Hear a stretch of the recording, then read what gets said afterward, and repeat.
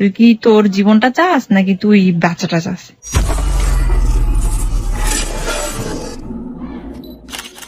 রিনি, কেমন আছেন আপনি? ভালো আছে ভাইয়া, ওকে, মোটামুটি।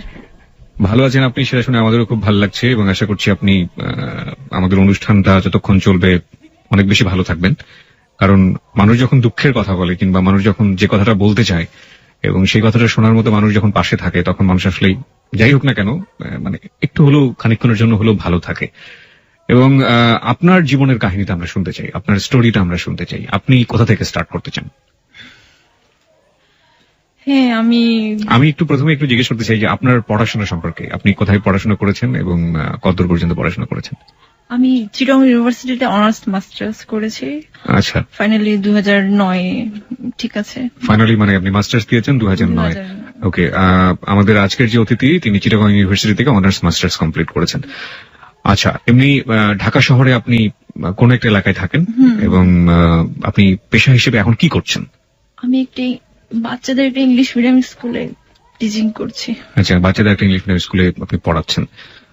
আর আপনার এমনিতেই ছোটবেলা কেটেছে কোন এলাকায়? আসলে ছোটবেলা আমার খুব সুন্দর একটা জায়গায় কেটেছে, প্রকৃতির অনেক কাছাকাছি, বাংলাদেশের হিল ট্রেক্সে। ওকে, মানে পার্বত্য এলাকায় আপনি বড় হয়েছেন এবং সেখানেই আপনার ছোটবেলা কেটেছে। চলুন আমরা এবার স্টোরির দিকে যাই, গল্পের দিকে যাই। আপনি আসলে কোথা থেকে শুরু করতে চান? আমার গল্পটি অনেক বড়, তবু বলবো আর কি। আমরা শুনতে চাই। সেটা হচ্ছে ভালোবাসারই গল্প, ভালোবাসার দাবি নিয়ে আসছি এখানে। আমি যেহেতু আপনার ভালোবাসার দাবি নিয়ে এসেছেন, আপনি আপনাকে যে মানুষটার কাছে আপনি দাবিটা নিয়ে এসেছেন সেই মানুষটা এই মুহূর্তে আপনাকে শুনছে হয়তোবা। ওকে, তো আগেই বলেছি আমি চিটং ইউনিভার্সিটিতে পড়াশোনা করেছি। তো সেখান থেকে শুরুটা 2008 লাস্টে ডিসেম্বরে কোন একটা 28 তারিখে, আমার মনে আছে তারিখটা। আমার ফোন আসছিল একটা অপরিচিত নাম্বার থেকে অনেক রাত্রে। তো রিসিভ করলাম, তো তখন কিন্তু নাম টাম কিছুই বললো না, শুধু কথা শুনলাম। তো ফোনটা কেটে দিলাম, কয়েকটা সেকেন্ড কথা মানে মুহূর্ত আর কি। এরপরে অনেকদিন আর ফোন আসে না, তারপর আবার আসলো ওই নাম্বার থেকে। তো ফাইনালি যেটা বললো, আমি অমুক ঢাকা ইউনিভার্সিটি থেকে কেমিস্ট্রিতে অনার্স মাস্টার্স করা। এই নামটা কি বলা যাবে, মানে সে যে নামটা বলেছিল সেই সময়? অবভিয়াসলি সুমন বলেছিল। মানে বললো যে আমি সুমন, আমি ঢাকা ইউনিভার্সিটি থেকে অনার্স মাস্টার্স কমপ্লিট করেছি। সুমন রয় বলেছিল। সুমন রয়, ওকে। তারপর হচ্ছে এই তো আমি বললাম যে তো আমাকে কেন ফোন দিয়েছেন, আমার নাম্বারটা কিভাবে পেয়েছেন? বললো যে হ্যাঁ পেয়েছি, কারো একজনের কাছ থেকে আপনার কথা শুনেছি, বাট তখন কিন্তু আমাকে কিছুই বলেনি ওভাবে। তো আমিও আর এতটা ইন্টারেস্ট দেখাইনি, পরে আমি ফোনটা কেটে দিলাম। ওভাবে আরো কয়েকদিন পরে ফোন আসলো, তো আমিও বললাম যেহেতু ওর টোনটা অনেক বেশি সুন্দর ছিল, ভোকালটা অনেক সুন্দর ছিল, অনেক এখনো ভাল লাগে। তো আমার ভালোই লাগলো কথা বলে, আমারও একটু ইন্টারেস্ট ছিল। তার কারণে আমি একদিন ফোন দিলাম যে হ্যাঁ কেমন আছেন, ফর্মাল কথাবার্তা যেটা হলো আর কি। পরে এভাবে কথা হতো, মাঝে মাঝে কথা হতো। সে যেহেতু অনেক ব্যস্ত ছিল, একটা বিজনেসের সাথে জড়িত ছিল, অনেক বেশি ব্যস্ততা। তো এর মধ্যে কথা হতো সপ্তাহে 2-3 দিন এরকম, আস্তে ডে বাই ডে এটা বাড়ছে কথাটা। তো আপনি থেকে তুমিতে হলো, ভালো লাগা থেকে একটু অন্যরকম একটা ফিলিংস। ওর জন্য আমার একটু কষ্ট লাগা, যেটা সবকিছু বুঝতে পারলাম আর কি, যে আপনি তাকে ভিন্নভাবে আবিষ্কার করলেন, যে মানুষের প্রতি আপনার একটা ভিন্ন রকমের সিম্প্যাথি কাজ করছে। ঠিক তাই। পরে ও বুঝতে পারলো যে আমি ওর প্রতি অনেকটা একটু উইক হচ্ছি। হ্যাঁ, সেও বুঝতে পারলো। তো যাই হোক, ওভাবে কথাও চলতো, কিন্তু আমাকে সে অ্যাভয়েড করতো প্রথম দিকে। যেমন ওর ফোনটা অনেক সময় বিজি থাকতো, তো আমার এগুলো অনেক, আমি একটু বেশি ইমোশনাল, এগুলো দেখলে আমি কান্না পেতো আমার। কিন্তু সে তখন আমার কিছুই হয়নি, ভালোবাসাও হয়নি, কিছুই হয়নি, কিন্তু ওর প্রতি আমার কেনটা এতটা ফিলিংস কাজ করতো যে ওর ফোন নাম্বারটা বিজি পেলে আমার খুব কষ্ট হতো, আচ্ছা, খুব কষ্ট হতো, আমার চোখের জল চলে আসতো এইভাবে। পরে একদিন আমি বললাম, দেখো, একদিন বললাম যে মেয়েদের হচ্ছে শেষ আশ্রয়স্থল কোনটা জানো? তারপর বললো যে কোনটা? তার স্বামী হচ্ছে তার সবচাইতে নিরাপদ আশ্রয়। তুমি কি আমাকে সেই নিরাপদ আশ্রয়টুকু দিবা? আমি কিন্তু বলেছি। আপনি ফার্স্ট তাকে এই কথাটা বললেন, হ্যাঁ। নট লাভ, যে তোমাকে লাভ Not- করি হুম, এরকম কিছু না, সরাসরি হাজবেন্ড। হ্যাঁ, ওকে। দিয়েছিলাম। তো যেহেতু আমি ওর প্রতি আমার একটু ভালোবাসা, অন্যরকম একটা ফিলিংস কাজ করতেছিল, তা সে বললে, অনেকক্ষণ একটু চুপ করলো, বলছে হ্যাঁ দেয়া যাবে না কেন, অবশ্যই। তো তখন থেকে কথাটা আরো একটু এগোলো, যে আমি বুঝতে পারলাম যে ওর প্রতি আমার পরিপূর্ণ ভালোবাসা মেক হচ্ছে আর কি। তো এভাবে কথা হতো, সারা রাত জেগে কথা বলতাম। আমার রুমের পাশে অনেক সুন্দর একটা কার্নিশ ছিল, ওই কার্নিশে বসে বসে, চিটাগং ইউনিভার্সিটিতে। ইয়েস, সামসুনার হলেই ছিলাম বলেই ফেলি। ওকে। তো আমার পাশের মানে রুমের পাশে একটা সুন্দর একটা গাছ ছিল, সেটা হচ্ছে চামেলি ফুলের গাছ। আচ্ছা, এত ওকে বলতাম যে দেখো আমি খুব সুন্দর একটা পরিবেশে তোমার সাথে কথা বলি, সারা রাত কথা বলতাম, সারা রাত এভাবে। কখন যে ভোর হয়ে যেত, ও অনেক বেশি ভালো লাগা ছিল তখন। গান শোনাতাম ফোনে, আমার গানের গলা মোটামুটি ভালো আছে। ওকে। গান শোনাতাম এভাবে আর কি, ঠিক আছে। তো কিন্তু মাঝে মাঝে সে আবার উধাও হয়ে যেত, ফোন বন্ধ থাকতো, কোথায় যেত, তখন আমার অনেক কষ্ট হতো, আমি অনেক কান্না করতাম। আমার বান্ধবীরা জিজ্ঞেস করতো কি হয়েছে, তখন নতুন নতুন ওর সাথে। তো আমি কাউকে কিন্তু বলিনি যে এরকম একটা ছেলের সাথে আমার এরকম হয়েছে, আমি কিছুই বলিনি তখনও। তো আমার অনেক ক্লোজ একটা বান্ধবী ছিল, নামটা বলি, তার নাম হচ্ছে সুমি, রুকসানা আক্তার সুমি। তো ওকে আমি অনেক কিছু বলতাম আর কি, সবকিছু শেয়ার করতাম, যে দেখো আমার একটা এরকম একটা ছেলের সাথে আমার পরিচয় হয়েছে, আমি তো ওকে ভালোবেসে ফেলছি বা ভালোবাসতে শুরু করেছি, আমি কি করব। কতদিন ছিল আপনাদের এই ধরনের মানে সম্পর্ক, যা দেখেননি দুই চোখে, শুধুমাত্র ফোনে? এটা ছিল হচ্ছে 2008 লাস্টে ওর সাথে কথা হইতো, 2009 মেতে ওর সাথে আমার প্রথম দেখা হয় 20 তারিখে। তার মানে বলতে গেলে প্রায় 6 মাসেরও বেশি। আচ্ছা, ওভাবে। তো ওরকম ভাবে আমি আবার বলতাম যে আমি একটু স্বপ্নিক মানুষ আর কি। হ্যাঁ, যেমন আমি বৃষ্টিতে ভিজতে পছন্দ করি, তারপর হচ্ছে শাড়ি পরা আমার অনেক পছন্দ, অনেক ভালো লাগে। তো আমি এগুলা যখন হলের বিভিন্ন প্রোগ্রাম হতো আমাদের ভার্সিটিতে, আমার খুব ফিল করতাম যে আমার একজন মানুষ থাকবে কাছে, সে আমাকে দেখবে, আমি ওর সাথে ঘুরবো। যেমন বিভিন্ন ফেস্টিভ্যাল হয়, যে ভ্যালেন্টাইন্স ডে, তারপর পহেলা ফাল্গুন, এগুলো তো হয়, ক্যাম্পাসে হয় এগুলা। তো আমার খুব ইচ্ছে হতো। তো এপ্রিল 14 তারিখে যেটা হলো পহেলা নববর্ষে আর কি, আমি ওকে বললাম যে তুমি আসো না। আমি কিন্তু ওর প্রতি অনেকটাই অধিকার, মানে সে দেয়নি হয়তো, বা আমি নিজেই আমি করছি, তুমি আসো, আমি শাড়ি পরবো, তুমি দেখবা আমাকে। কিন্তু তখনও কিন্তু দেখা দেখি হয়নি ওদের, ঠিক আছে, ওর সাথে আমার। পরে ও বললো যে একবার বলে আসবে, একবার বলে আসবে না। সে আমাকে বলে তুমি ঢাকায় আসো। আমি বলছি ঢাকায় আসবো, আমি কোথায় থাকবো, আমার তো অনেক ঝামেলা হবে। যদিও আমি ঢাকায় পড়াশোনা করেছি কলেজটা, তারপরও আর কি। হ্যাঁ, তো আমি ওকে অনেক রিকোয়েস্ট করেছি, একদম ভোর রাত পর্যন্ত বলেছি তুমি আসো। সারা রাত আমার এখনো মনে আছে, আমি আমাদের হলের অনেক বড় একটা মাঠ ছিল, একদম চারপাশে অনেক ফুলের গাছ ছিল, তো ওই মাঝখানে কিছু চেয়ার ছিল বসার জন্য, ওখানে বসে বসে শুয়ে আমি ওর সাথে সারা রাত কথা বলছিলাম যে তুমি আসো। অনেক কান্না করেছে, কিন্তু সে আমার কথা রাখেনি। যাই হোক, আমি সবাই যেহেতু শাড়ি পরছে, তো আমিও পরলাম, শাড়ি পরলাম, সুন্দর করে সাজুগুজু করলাম, ফুল টুল দিলাম, আমার তো এগুলো একটু ভালোই লাগে। তো যাই হোক, সেটা গেল, সারাটা দিন ওভাবে গেল, মন খারাপ করে সবাই ঘুরতেছে তাদের ভালোবাসার মানুষকে নিয়ে। আমারও খুব ইচ্ছা ছিল। ও একটি বারের জন্য আমাকে ফোন দিল না ওই দিন, একটি বারের জন্য ফোন দিল না। হয়তো সেও তার ফ্রেন্ডের সাথে সময় কাটিয়েছে, আমি জানি না, এটা আমাকে আর পরে বলেনি। সারা রাত আমাদের ভার্সিটির প্রোগ্রাম হয়েছিল, লালন গান, এই সেই কত কিছু। তো এই তো হলে আসলাম, অনেক কান্না করলাম ওই দিনও, আবার রাত্রেও ও ফোনই দিল না, আমার ফোন রিসিভ করলো না। এভাবে 2-3 দিন পরে আবার কথা হলো। তো আমি বললাম, তুমি এত কষ্ট দিচ্ছ কেন আমাকে? শুরুটাই তো তুমি আমাকে কষ্ট দিচ্ছ। বলছে, না আমি তোমাকে এত কষ্ট দিচ্ছি না, হ্যান ত্যান, এইভাবে অ্যাভয়েড করলো কথাগুলো। আসলে তোমাকে বুঝতে হবে, আমি অনেক ব্যস্ত থাকি, এইরকম কাজ করি, আমার এখানে যেতে হয়, ওখানে যেতে হয়। সে আবার আমাকে সবকিছু শেয়ার করতো, যে কোথায় যাচ্ছে, কি ড্রেস পরছে। ওর আবার ব্ল্যাক কালারের অনেক, মানে ব্ল্যাক কালারটা অনেক বেশি পছন্দ করতো আর কি। আচ্ছা আচ্ছা। অনেক বেশি পছন্দ করতো। আমার এখনো মনে আছে, সে একবার বরিশাল গিয়েছিল কাজে, তো তখন মনে হয় শীতকাল ছিল, হোল একদম সবকিছু ব্ল্যাক পরেছিল। আমাকে বলছে, দেখো আমি তো এমনিতেই ব্ল্যাক, আমি ড্রেসও পরেছি ব্ল্যাক, আমাকে একদম চিনাই যাচ্ছে না। তো আমার খুব হাসি পেল, মজা লাগলো কথাটা। তখন আপনাদের দেখা হয়নি? না, দেখা হয়নি। তো আমি ওকে অনেক বেশি ফিল করতাম, কারণ ওর ভয়েসটা এতটা সুইট এখনো, মানে কি বলবো, বলবো না যে সে মোটিভেশন করতে পারে, আমি ওকে যেহেতু। যাই হোক, পরে ওরকম ভাবে সে বললো যে আমি তোমাকে দেখবো।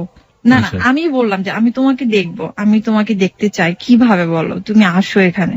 বলছে, তারপর বলছে, তুমি আগে আমাকে ছবি দাও, আমি তোমাকে দিব। তারপর তুমি তো আমাকে দেখছো, তুমি তো দেখেই তো, তুমি নিশ্চয়ই কারো কাছ থেকে আমার নাম্বারটা নিয়েছো। বলছে, আমি তোমাকে দেখি নাই, তবে শুনেছি তুমি কিরকম, সে আমাকে বলেছে এটা।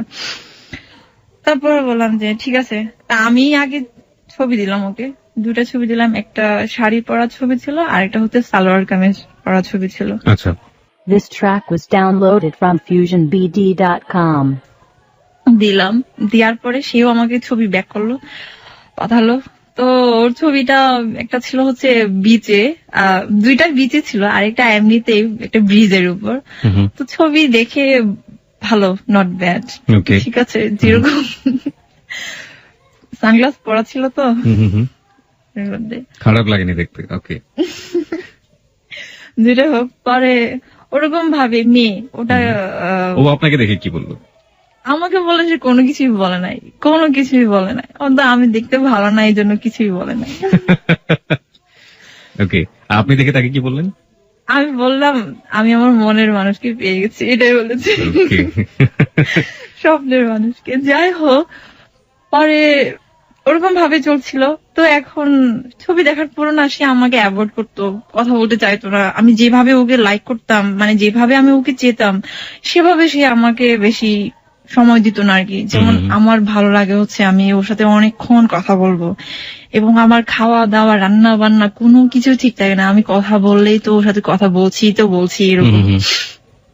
কিন্তু ও কি করে, হুট করে ফোনটা কেটে দিয়ে ফোন বন্ধ করে রাখে। জানেন না অন্য কোনো সিম ইউজ করে কিনা, তখনও তো আমি শুধু একটা নাম্বারই জানতাম। যাই হোক, ওরকম ভাবে আমাকে কষ্টও দিছে, অনেক কষ্ট দিছে। তো ফাইনালি যেটা হলো যে মে 20 তারিখে সে আসবে, চিটাগং যাবে আর কি, আমার সাথে মিট করতে যাবে। এর মধ্যে আমাদের মাস্টার্স এর পরীক্ষার ডেট দিয়ে দিছে, 23 তারিখ থেকে পরীক্ষা শুরু হবে। তো যেতে চাই না, আমি বললাম তুমি আসো প্লিজ, তুমি আসো, আমাকে একবার দেখে যাও তুমি। তো আমাকে বলে তুমি আসো ঢাকা। আমি কিভাবে আসবো, আমার তো পরীক্ষা শুরু হয়ে যাচ্ছে, আমার তো প্রিপারেশনও ভালো না। যেটা সত্যি কথা, আমার মাস্টার্স এর প্রিপারেশন মোটেই ভালো ছিল না। তারপরেও কিভাবে যেন ফার্স্ট ক্লাসটা পেলাম আর কি। আপনি আপনার সাবজেক্ট থেকে ফার্স্ট ক্লাস পেয়েছেন?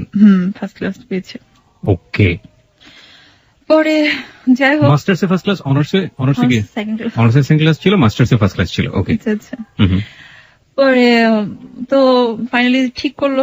তাও বললাম যে তুমি একটা কাজ করো, তুমি যদি রাত্রে চলে আসো, আমরা সারাদিন আমরা সময় কাটাতে পারবো। তো সে কি করলো, না আমি পারবো না। তখন সে কিন্তু ভাইয়ের বাসায় থাকতো, মিরপুরে আর কি, ঠিক আছে, ভাইয়ের বাসায় থাকতো। বলে কি, না আমার ভাইয়া এরকম, দাদা এরকম সমস্যা হবে। তো আমি বললাম যে তাহলে তুমি একটা কাজ করো না, তুমি বলো যে কোনো একটা ফ্রেন্ডের বিয়ের প্রোগ্রামে যাচ্ছ, এগুলা। তারপর সে যেটা বললো, আমি ওকে অনেক বলছি যে আসো, তুমি রাত্রে আসো, সকালবেলা পৌঁছলে তুমি সারাদিন থাকে আবার রাত্রে চলে যেতে পারবা। মানে আমি ওকে এতটা বেশি ফিল করেছি, এতটা বেশি আমার খুব কাছে পেতে ইচ্ছে করতেছিল আর কি। তো যাই হোক, পরে ও আসলো, সেটা হচ্ছে বললো যে তুমি ঠিক আছে, তুমি আমাকে তাহলে ফোনে রিং করো যে আমাকে ঘুম থেকে জাগাই দিও। আমি তো ঘুম থেকে উঠতে পারি না, 5টার সময় জাগাই দিও। সে কি করলো, 6টা কিংবা 7টার দিকে মনে হয় বাসা থেকে বের হলো, একদম দেরি, কি বলবো, কখন 10টার দিকে মনে হয় সে ঢাকা থেকে রওনা দিয়েছে আর কি। তো চিটাগং পৌঁছতে যেটা হলো, অনেকক্ষণ সময় লাগলো, 5-6 ঘন্টায় তো সময় লাগলো। তো আমি এর মধ্যে চিটাগং গেলাম, ওর জন্যই আগেই গেলাম আমি। এর মধ্যে আবার সেই আমার ফোন রিসিভ করে না এরকম, আবার আসবে নাকি আসবে না সেটাও আমি কনফিউশনে ছিলাম। হ্যাঁ, কারণ সেটা আমাকে কোনোটাই কোনো কিছু খুলে বলেনি। যাবে নাকি যাবে না, হয়তো বা সারপ্রাইজ ছিল।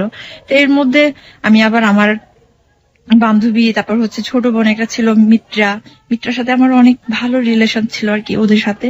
মিত্রা সবই জানে। তো মিত্রাকে বললাম, কেঁদে কেঁদে বলছি, মিত্রা দেখো তোমার দাদা না আমার সাথে চিট করেছে, সে আসবে না, সে আমাকে এমনিতে এখন ফোন রিসিভ করছে না। তো ওরা বললো যে দিদি তুমি তাহলে চলে আসো, ওখানে আর থেকো না, তুমি চলে আসো। তো এমনি চলে আসবো, রেডি হচ্ছিলাম চলে আসবো, এর মধ্যে সে ফোন দেওয়ার পরে বলতেছে, তারপর আমি বললাম যে আমি তো চলে যাচ্ছি, তুমি তো আসতেছো না, আমি জানি তুমি আসতেছো না, তুমি আমার সাথে চিট করেছো। আমি একটা জিনিস একটু জানতে চাইবো যে আপনি তো তাকে আপনার মনের কথা জানিয়ে দিলেন যে আপনার স্বপ্নের মানুষ আপনি পেয়ে গিয়েছেন, এই সময়ের মধ্যে সে কি একবারও আপনাকে বলেছে যে সে আপনাকে ভালোবাসে বা আপনিও তার মনের মানুষ? এরকম ভাবে বলেনি, তবে আমি ওর কথায় বুঝতে পেরেছি সেও আমার প্রতি কিছুটা দুর্বল হয়েছে। হয়তো বা তার কিছু থাকতে পারে, জানি না আর কি। যাই হোক, সেটা আমি আর জানার চেষ্টা করিনি। পরে ওরকম ভাবে তো বললো যে দেখো তুমি যদি চলে যাও তাহলে কিন্তু তুমি মিস করবা, আমি তোমার নাম্বারটা কার কাছ থেকে পেয়েছি সেটা কিন্তু তুমি মিস করবা। তা আমি বললাম যে তুমি কি আসতেছো? বলছে হ্যাঁ আমি আসতেছি, আমি অমুক জায়গায় আছি, তুমি হানিফ কাউন্টারে আসো। তারপর আমার মনে আছে আমি থেকে গেলাম, শপিং কমপ্লেক্স নামে একটা জায়গা আছে মুরাদপুর, ওখান থেকে গেলাম আমি হচ্ছে হানিফ কাউন্টারে। তো আমি একটা পিছনের সিটে একটা বসেছিলাম আর কি, যেখানে গেস্ট হাউস ছিল। তো ও আগে থেকে বসেছিল একটা পাশে ছোট্ট একটা দোকানে, ওখানে বসে সে কিছু হালকা খাচ্ছিল আর কি। তো আসার পরে হাসলো সেও, আমি তো ওকে দেখে ছবির সাথে মিলাতে পারছি না আর কি। হ্যাঁ, তখন চোখে চশমাও নেই, গায়ে কালো কাপড়ও নেই। আমার এখনো মনে আছে সে একটা কফি কালারের একটা প্যান্ট, তারপর হচ্ছে স্কাই কালারের। এখানে একটা কথা আছে, সে তার প্রিয় রং হচ্ছে ব্ল্যাক আর একটা হচ্ছে ব্লু কালার। সে আমাকে বলেছিল তোমার সাথে আমার ফার্স্ট যেদিন দেখা হবে তুমি পরবা হচ্ছে ব্লু কালারের একটা ড্রেস। তো আমি ওর কথা রেখেছি, আমি ব্লু কালারের একটা ড্রেস পরে গিয়েছিলাম। আমাকে ভালোই লাগছিল, জানি না সবাই বলছিল ভালো লাগছে, যাই হোক এটাই। তারপর দেখা হলো, তারপর বসলাম কিছুক্ষণ ওই ছোট্ট পাশের দোকানে আর কি। ও বললো যে তুমি কিছু খাবা? প্রথম কথা এটা ছিল তুমি কিছু খাবা? আচ্ছা, তো বলছে না আমি কিছু খাবো না, আমি শুধু তোমাকে দেখবো। বলো আপনি বলেছিলেন এটা? ওকে, আর ও কি বললো? তুমি কিছু খাবা? হ্যাঁ, আর কিছু কথা হলো না। পরে ওখান থেকে বের হয়ে আমরা রিক্সা নিয়ে আমরা গেলাম, ফয়েজ লেকে গেলাম আর কি। চিটাগং ফয়েজ লেকে আর ঢুকি নাই। পরে ও কিছু খায় না, এর মধ্যে লাঞ্চ। ঠিক এই জায়গাটায় আমরা গল্পটা একটু থামাতে চাই সংবাদের জন্য। সংবাদের বিরতির পর বাকি কাহিনীর দিকে আমরা এগোবো। রিনি, আমরা অনুষ্ঠানের এই পর্যায়ে ছিলাম যে আপনার সাথে, আপনার যে মানুষটার সাথে আপনার এতদিন ফোনে কথা হতো, যে মানুষটাকে আপনি এত ভালোবাসেন, যে মানুষটাকে আপনি আপনার জীবন সঙ্গী করতে যাচ্ছেন, সেই মানুষটার সাথে আপনার প্রায় 1 বছর পর আপনার দেখা হল। ওকে, হ্যাঁ, তারপরে আমরা সামনের দিকে আগাই। আপনি একটু স্পিকারটা দয়া করে কাছে নিয়ে নেবেন। হ্যাঁ, তো দেখা হলো 20 তারিখে, মে 20 তারিখ। ওই দিন অনেক ঘুরেছে, ফয়েজ লেকে গিয়েছি। ফয়েজ লেকে যাইনি, পাশে একটা চিড়িয়াখানা ছিল, ওখানে গিয়েছিলাম। তো যাই হোক, যতটুকু সময় ছিল অনেক কাছাকাছি ছিলাম। তো মনে হচ্ছিল, আমার একবারের জন্য মনে হয়নি যে ওদিন আমার সাথে প্রথম দেখা। ঠিক আছে, এতটা ফিল করেছি। ও হয়েছে কিনা জানি না আমি, যাই হোক। আপনি কখনো জিজ্ঞেস করেননি যে তোমার কেমন লাগছে, তোমার ভালো লাগছে কিনা? ও আসলে না একটু চাপা স্বভাবের, তেমন একটা এক্সপ্রেস করতে পারে না, নিজেকে এক্সপ্রেস করতে পারে না। ওকে, তো অনেকটা ঠিক সেরকম। আজ পর্যন্ত আমাকে বলেও নি মনে হয় যে আমি তোমাকে অনেক ভালোবাসি, এটা একবারও বলেনি। মানে খুব কম, আমি যতটা আমি ওকে বেশি একদম পাগলের মতো করে ভালোবাসি। ও হয়তো বাসে, বাট এক্সপ্রেস করতে পারে না নিজেকে। ওকে, একটু চাপা স্বভাবের। তো যাই হোক, ওই দিন চলে গেল রাতে না, ঠিক বিকেল সন্ধ্যার দিকে আর কি। তো আমাকে তারপর হলে যেতে হবে, আমাদের হলে যাওয়ার টাইম হচ্ছে 7টা পর্যন্ত। তো এর আগে আমাকে হলে ব্যাক করতে হবে। তো যাওয়ার সময় অনেক কষ্ট লাগলো, কান্না করলাম। হুম। মনে হচ্ছে অনেক দূরে চলে যাচ্ছে, আর কোনোদিন দেখা হবে কিনা। আর ও কি করলো? হি হি করে হাসতে হাসতে বের হয়ে গেল নাকি ও কান্নাকাটি করছিল? ও তো কোনো কান্নাই করে না, ও জানি না ও কোনো ফিলিংস ছিল কিনা, আসলে ছেলে মানুষ তো বুঝে যায় না। বোঝা যায় না। ওকে। তো চলে গেল। যতটুকু পর্যন্ত দেখলাম ওর বাসটাকে, আমার এখনো মনে আছে ও দাঁড়িয়ে ছিল, সিট পাচ্ছিল না। তো দেখলাম চলে গেল, একটা পর্যায়ে চোখের আড়ালেই চলে গেল। তো আমি বাসায় হলে চলে গেলাম। এখন তো সবাই জিজ্ঞেস করছে কি অবস্থা, কি হলো কি এরকম দেখতে কত কিছু। আর যে দেখতে যেরকমই হোক না কেন, আমি আমার মনের মানুষকে পেয়ে গেছি। আমি যাকে এতদিন আমি স্বপ্নে আমি কল্পনা করেছি তাকে আমি পেয়েছি। আমার মনে হচ্ছে আমি পেয়েছি, জানি না আদৌ পাবো কি না তাকে। ওরকমই চলতেছিল। একটা পর্যায়ে আমার পরীক্ষা শুরু হলো। এরপরে যেটা দেখলাম আর কি, হ্যাঁ পরিবর্তন, অনেক বড় পরিবর্তন। এর আগে তো সে আমাকে অ্যাভয়েড করতো, ফোনে কথা বলতে চাইতো না, ফোনটা বিজি রাখতো। এখন দেখা হওয়ার পর থেকে এখন বেশি এক্সাইটেড হয়ে গেছে। টাইম টু টাইম আমাকে ফোন দেয়, ভাত খেয়েছে কিনা, পড়াশোনা করছি কিনা। পরীক্ষা যেহেতু এখন আমার একদম অনেক বেশি কেয়ারিং হয়ে গেল। অনেক বেশি কেয়ারিং হয়ে গেল। তো আমার এই জিনিসগুলো অনেক বেশি ভালো লাগলো। আমি বললাম যে কেন তুমি আমাকে দেখার আগে কেন তুমি এরকম ছিল আর এখন কেন এমন হলো? বলছে আমি জানি না, বলতেছে কেন জানি তোমাকে দেখি আমার অনেক ভালো লেগেছে। আচ্ছা আচ্ছা। এটা কেন ভালো লাগে? তুমি তো আমাকে ছবিতেও দেখেছো আর শুনেছো, তাই না? তো বলছে জানি না, মানে সে শুধু জানি নাই বললো, আর কোনো কিছু আর বলতে পারলো না। তো ওরকম ভাবে অনেক বেশি কেয়ারিং করলো। একটা পর্যায়ে আমার বিয়ের প্রপোজাল আসলো আর কি। বিয়ের প্রপোজাল আসলো মানে কি? মানে এই ছেলে বিয়ের প্রপোজাল না, আপনার পরিবার থেকে? আচ্ছা আচ্ছা আচ্ছা, পরিবার থেকে আসে না, অন্য জায়গা থেকে আসলো। আচ্ছা। আমার তো এমনিতে বিয়ের প্রপোজাল আসতেছিল প্রায় অনেক দিন আগে থেকে। তো যেভাবে হোক আমি মাকে বলেছি, দেখো আমার ফাইনাল পরীক্ষা শেষ না হওয়া পর্যন্ত আমি বিয়ে করতে পারছি না, কিংবা আমার কেরিয়ার করবো ড্যানে আমি বিয়ে করব। তো ওটা অতটুকু পর্যন্ত আমি আমার মাকে সেভাবে বলে বলে আমি রেখেছি। বাট ফাইনালি যেটা আসলো সেটা হচ্ছে অনেক ভালো একটা বিয়ের প্রপোজাল, বাইরে থাকে ছেলেটা। আচ্ছা, এখানে আমি একটু আমাদের শ্রোতাদের উদ্দেশ্যে একটু একটা জিনিস পরিষ্কার করে রাখতে চাই। আমরা আপনার পুরো পরিচয়টা দিতে চাই না, কিন্তু আপনি যে কমিউনিটিতে বড় হয়েছেন বা যেই সমাজটাতে বড় হয়েছেন, সেই সমাজের নিয়ম হচ্ছে যে আপনার সেই সমাজের লোকের সাথে আপনার বিয়ে হতে হবে, এবং তার বাইরে আপনি অন্য কোনো ছেলেকে বা বাঙালি ছেলে বলতে যেটা বোঝায় সেই ছেলেকে আপনি বিয়ে করতে পারবেন না। মানে একটা ক্ষুদ্র নৃগোষ্ঠীতে আপনি বড় হয়েছেন, এবং সেটা পাহাড়ের কলি। এবং আগেই তো বলেছি বাংলাদেশে হিল ট্রেক্স তো তিনটা আছে, বান্দরবান, খাগড়াছড়ি, রাঙ্গামাটি। এবং আপনি খাগড়াছড়িতে? আমি আমার জন্ম হচ্ছে খাগড়াছড়িতে, বড় হয়েছি ওখানে। এই তো আপনার যে বিয়ের প্রস্তাবটা যেটা এসেছিল সেটা কি আপনার গোত্রেরই লোকজন? আমাদেরই গোত্রেরই লোকজন। তো সে থাকে আবার বাইরে থাকে, আমি বলতে চাচ্ছি না। ওকে, ঠিক আছে। তো যাই হোক, আমার মা তো অনেক বেশি হয়ে গেল যে হ্যাঁ এরকম ছেলে আর পাওয়া যাবে না, ভালো ছেলে, ভালো ফ্যামিলি, সবকিছুই। তো এখন আমি কিভাবে বলবো? আমি ওকে বললাম দেখো আমার তো এরকম একটা বিয়ের প্রপোজাল আসছে, আমি কি করব, আমি কি করব, তুমি বলো। অনেকটু হয়ে গেল। আর আমি চিন্তা করি এটা যে, কারণ আমি যে ফ্যামিলিতে বড় হয়েছি সেটা তো কোনোদিনও অ্যাকসেপ্ট করবে না, আর সোসাইটি একটা কথা আছে সেটাও আমার চিন্তা করতে হচ্ছে। এগুলা অ্যাকসেপ্ট করবে না মানেটা কি? ওর কোয়ালিটি নাকি বাঙালি ছেলে এই কারণে অ্যাকসেপ্ট করবে না? অ্যাকচুয়ালি কোয়ালিটি এখানে ডাজন্ট ম্যাটার, মানে আপনাদের গোত্রের না, এটাই হচ্ছে মূল কারণ। ওকে, তারপর বলে রাখি এখানে ওর আর আমার রিলিজন অন্য রিলিজন। আপনার রিলিজন আলাদা ছিল এবং ওর রিলিজন আলাদা ছিল। ওকে, এখানে তারপর হচ্ছে এই তো বলতো না তুমি চিন্তা করো না, তুমি একটা কাজ করো, তুমি পরীক্ষা শেষ হলেই তুমি ঢাকায় চলে আসো, এভাবে আমাকে বললো। আমি বলছি দেখো ঢাকায় চলে আসো বললে তো হবে না, আমার তো এখানে অনেক জিনিসপত্র রয়ে গেছে, আমি এগুলা নিয়ে কিভাবে আসবো। তারপর সে বলল না তুমি চিন্তা করো না। কিন্তু এর মধ্যে আবার সে একটু অন্যরকম হয়ে গেল, আবার মাঝে মাঝে ফোন বন্ধ পাইতাম। তারপর হচ্ছে একটু কেমন জানি ছাড়া সুদাস একটা কেমন জানি আর কি। তো আমার অনেক কান্না পেত, আমি বেশি একদম কেঁদে ফেলি। আমি আগে বলেছি আমি অনেক বেশি ইমোশনাল। তো একটু আনসার্টেন একটু হচ্ছিল আর কি, যে রিলেশনটা আসলেই কি মানে এরকম আর কি। তারপর এদিকে আমার মা প্রতিনিয়ত ফোন দিচ্ছে যে দেখ তোর পরীক্ষা শেষ হলে কিন্তু বাড়িতে আসতে হবে, তোর ইউনিভার্সিটি থেকে বাড়িতে চলে আসতে। হ্যাঁ, আসতে হবে।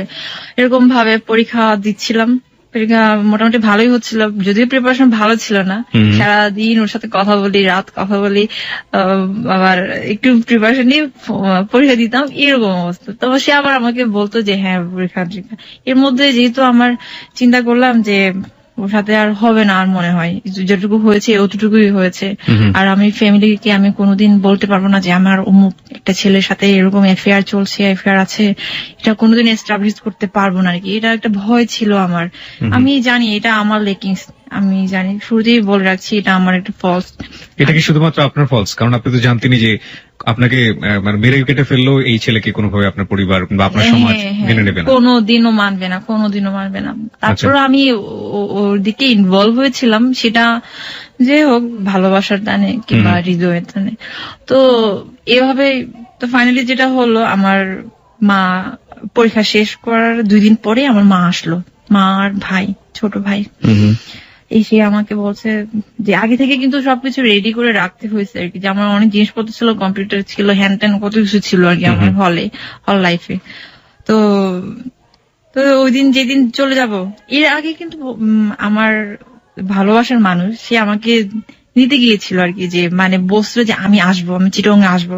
তা আমি ওকে বাধা দিয়েছি, না তুমি এসো না, তুমি আসো না, এসো না, এখন এসো না। আমি চাচ্ছিলাম যে ও এসে একটা কিছু একটা হোক, সেটা আমি চাচ্ছিলাম না আর কি। হ্যাঁ, তো যাই হোক, পরে বাড়িতে আমাকে নিয়ে গেল। বাড়িতে নিয়ে যাওয়ার ঠিক 15 দিনের পরে আমার এঙ্গেজমেন্ট হয়ে গেল ওই ছেলের সাথে, প্রবাসী ওই ছেলেটার সাথে, আপনার গোত্রের যে ছেলেটা। তো এঙ্গেজমেন্ট বলতে কি আশীর্বাদ আর কি, ঠিক আছে, আমরা তো আশীর্বাদই বলি। তো ওই ছেলে তখনও বাইরে ছিল, এপ্রিলে আসার কথা ছিল আর কি, এপ্রিলে আসার কথা ছিল। ওর মা, তারপর আত্মীয় স্বজন সবাই এসে আমাকে আশীর্বাদ করে গেল। এর মধ্যে কিন্তু আমি ওকে অনেক লাভ করি, এটাও আমি ভুলতে পারছি না। বাট তারপর আমি একটা যেটা হচ্ছে আমি ডিসিশন নিয়েছিলাম যে যেহেতু আমি এঙ্গেজমেন্টটা করেই ফেলেছি, তাহলে আমি এখন আমার বাবা মায়ের কথা মতোই আমি ওই ছেলেটাকে বিয়ে করবো। ওই ছেলেটাকে আপনার দেখা হয়নি? ছেলেটা তখন অস্ট্রেলিয়াতেই থাকে। অস্ট্রেলিয়া থাকে, ছবিতে দেখেছি, কথা হয়েছে। আচ্ছা আচ্ছা, অস্ট্রেলিয়া। ওকে, যাই হোক, তারপরে পরবর্তীতে কি হলো? মানে যখন আপনি সিদ্ধান্ত নিয়ে ফেলেন সেই ছেলেটাকে আপনি বিয়ে করবেন, এবং লম্বা একটা ব্রেক আপনার চলে আসলো, আপনি যাকে লাভ করেন তার সাথে। হ্যাঁ, তারপর আমি সিম চেঞ্জ করেছিলাম মাঝখানে, আবার আগের সিমে আবার গেছি, এরকম আর কি। সে আমার বেশ কয়েকটা নাম্বারই জানতো, যার কারণে আমি আর করতে পারিনি আর কি। পরে আমি ওকে মেসেজ দিলাম যেদিন আমার এঙ্গেজমেন্ট হবে, যে দেখো আমার মানে অমুক তারিখে আমার এঙ্গেজমেন্ট হবে। কিন্তু সে বিশ্বাস করেছে কিনা জানি না আর কি। হ্যাঁ, এর মধ্যে কিন্তু সে আমার সাথে অনেকবার ফোনে ট্রাই করেছে, বাট আমি নিজেই আমি ওকে অ্যাভয়েড করেছি প্রথম দিকে আমি ওকে অ্যাভয়েড করেছি, কারণ আমি যেহেতু ফ্যামিলির সাথে আমি অ্যাডজাস্টমেন্ট হচ্ছি, যার কারণে আমি চেয়েছিলাম তাহলে ওকে আর কেন কষ্ট দিব, কষ্ট তো আমিও পাচ্ছি, ও আরো বেশি পাবে এই কারণে। তো যাই হোক, যথারীতি আমার এঙ্গেজমেন্ট হলো, আশীর্বাদ হলো, ছোটখাটো একটা বিয়ের মতো একটা প্রোগ্রাম হয়েছিল আমাদের বাড়িতে, অনেক আত্মীয় স্বজন, তারপর হচ্ছে পাড়ার প্রতিবেশী সবাই, আর শ্বশুর বাড়ির লোকজনও অনেক কিছুই নিয়ে আসলো আমার জন্য। এক কথায় আমার শাশুড়ি আমাকে তো অনেক বেশি একদম কি বলবো, নিজের মেয়ের মতো করে, মানে যেটা বলে না মনে প্রাণে একটা বউ পেয়েছি, হয়তোবা সেরকম ভাবে পেয়েছিল আমাকে। যাই হোক, পরে ফাইনালি যেটা হলো, এর মধ্যে কিন্তু ওর সাথে আমার আর কোনো কথা হয় না, সুমনের সাথে আর কোনো কথাই হয় না। আমি টোটালি ওকে অ্যাভয়েড করি, ফোন দিলে রিসিভ করে না, তারপর অন্যকে দিয়ে ফোন রিসিভ করা, হ্যান ত্যান এগুলা। এর মধ্যে আমাকে যেহেতু বাইরের একটা ছেলের সাথে বিয়ে হয়েছে, মানে এঙ্গেজমেন্ট হয়েছে, তো সেভাবেই তো নিজেকে সেট আপ করতে হবে, হ্যাঁ রেডি করতে হবে। তা আমাকে ঢাকায় পাঠানো হলো ড্রাইভিং শেখার জন্য, হায়ার করার জন্য, বিভিন্ন আরো যা যা কিছু লাগে আর আইএলটিএস এবং ড্রাইভিং শেখার জন্য। তো ফাইনালি আবার 20 দিন পরে আমি ঢাকায় আসলাম। ঢাকায় এসে প্রথমে আমি একটা বাসায়, আমার কাজিনদের সাথে বাসায় উঠে, আমি বলতে চাচ্ছি না কোথায়, ওকে ঠিক আছে, উঠলাম। তখনও কিন্তু সে জানে না যে আমি ঢাকায় আসছি এটা। পরে একটা দিন সে এক পর্যায়ে সে জানতে পারলো যে আমি ঢাকায় চলে আসছি, এটা ঢাকায় চলে আসছি যেই না শুনছে, তখন থেকে সে আরো বেশি ক্রেজি হয়ে গেছে, আমাকে দেখবে, আমাকে মানে আমার সাথে দেখা করার জন্য আর কি। কিন্তু সে সুমন, হ্যাঁ, তা আমি কিন্তু অ্যাভয়েড করতেছিলাম, বারবার আমি অ্যাভয়েড করতেছিলাম, না আমি ঢাকায়, না আমি তোমার সে সাথে। জানলো কিভাবে যে আপনি ঢাকায় এসেছেন? জানতে পেরেছে হচ্ছে এরকম, আমাকে ফোন দিয়েছিল, আমি তখন ফোনের কাছে ছিলাম না, আমি ওয়াশরুমে ছিলাম। তো আমার কাজিন রিসিভ করেছিল, কাজিনটাই বলেছে আর কি যে দিদি তো এখন ওয়াশরুমে, বলছে কোথায় এটা, ঢাকায়। ঢাকায় কোথায়, অমুক জায়গায়, এভাবে বললো। পরে তো এভাবে আর কি, ঠিক আছে। তো যেহেতু আমি ওকে লাভ করি, অনেক ভালোবাসি ওকে, যার কারণে আমি আর ওকে অ্যাভয়েড করতে পারিনি। তো দেখা গেছে আমাদের যোগাযোগটা ওরকম ভাবে হয়েছিল।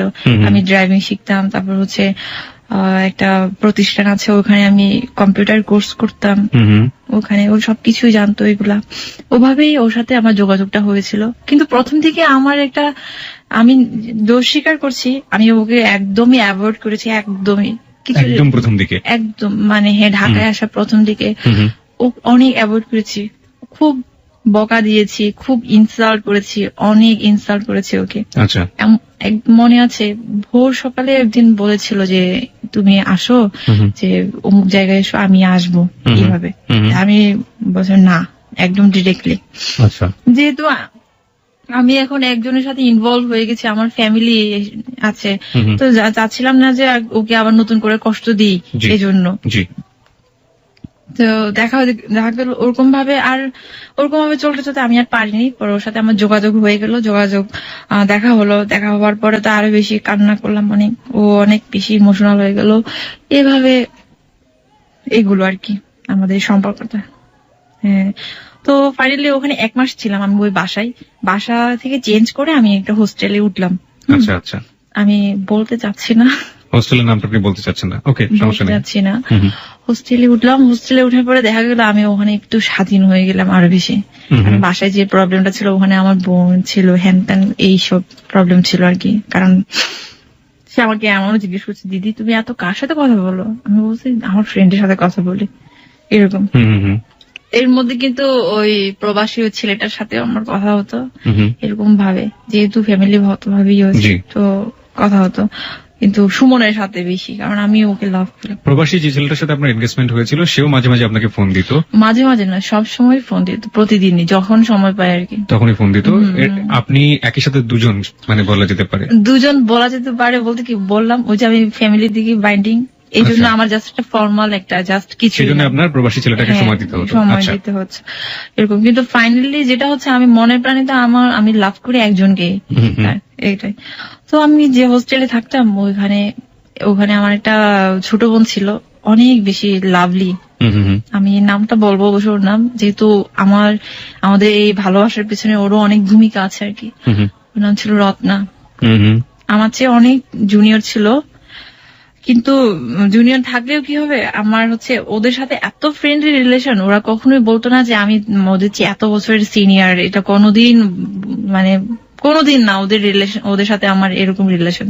আমার একটা গুণ কি জানি না, যার সাথে আমি যেখানে যাই না কেন, আমাকে আপন করে নিতে পারি আর কি, সেটা।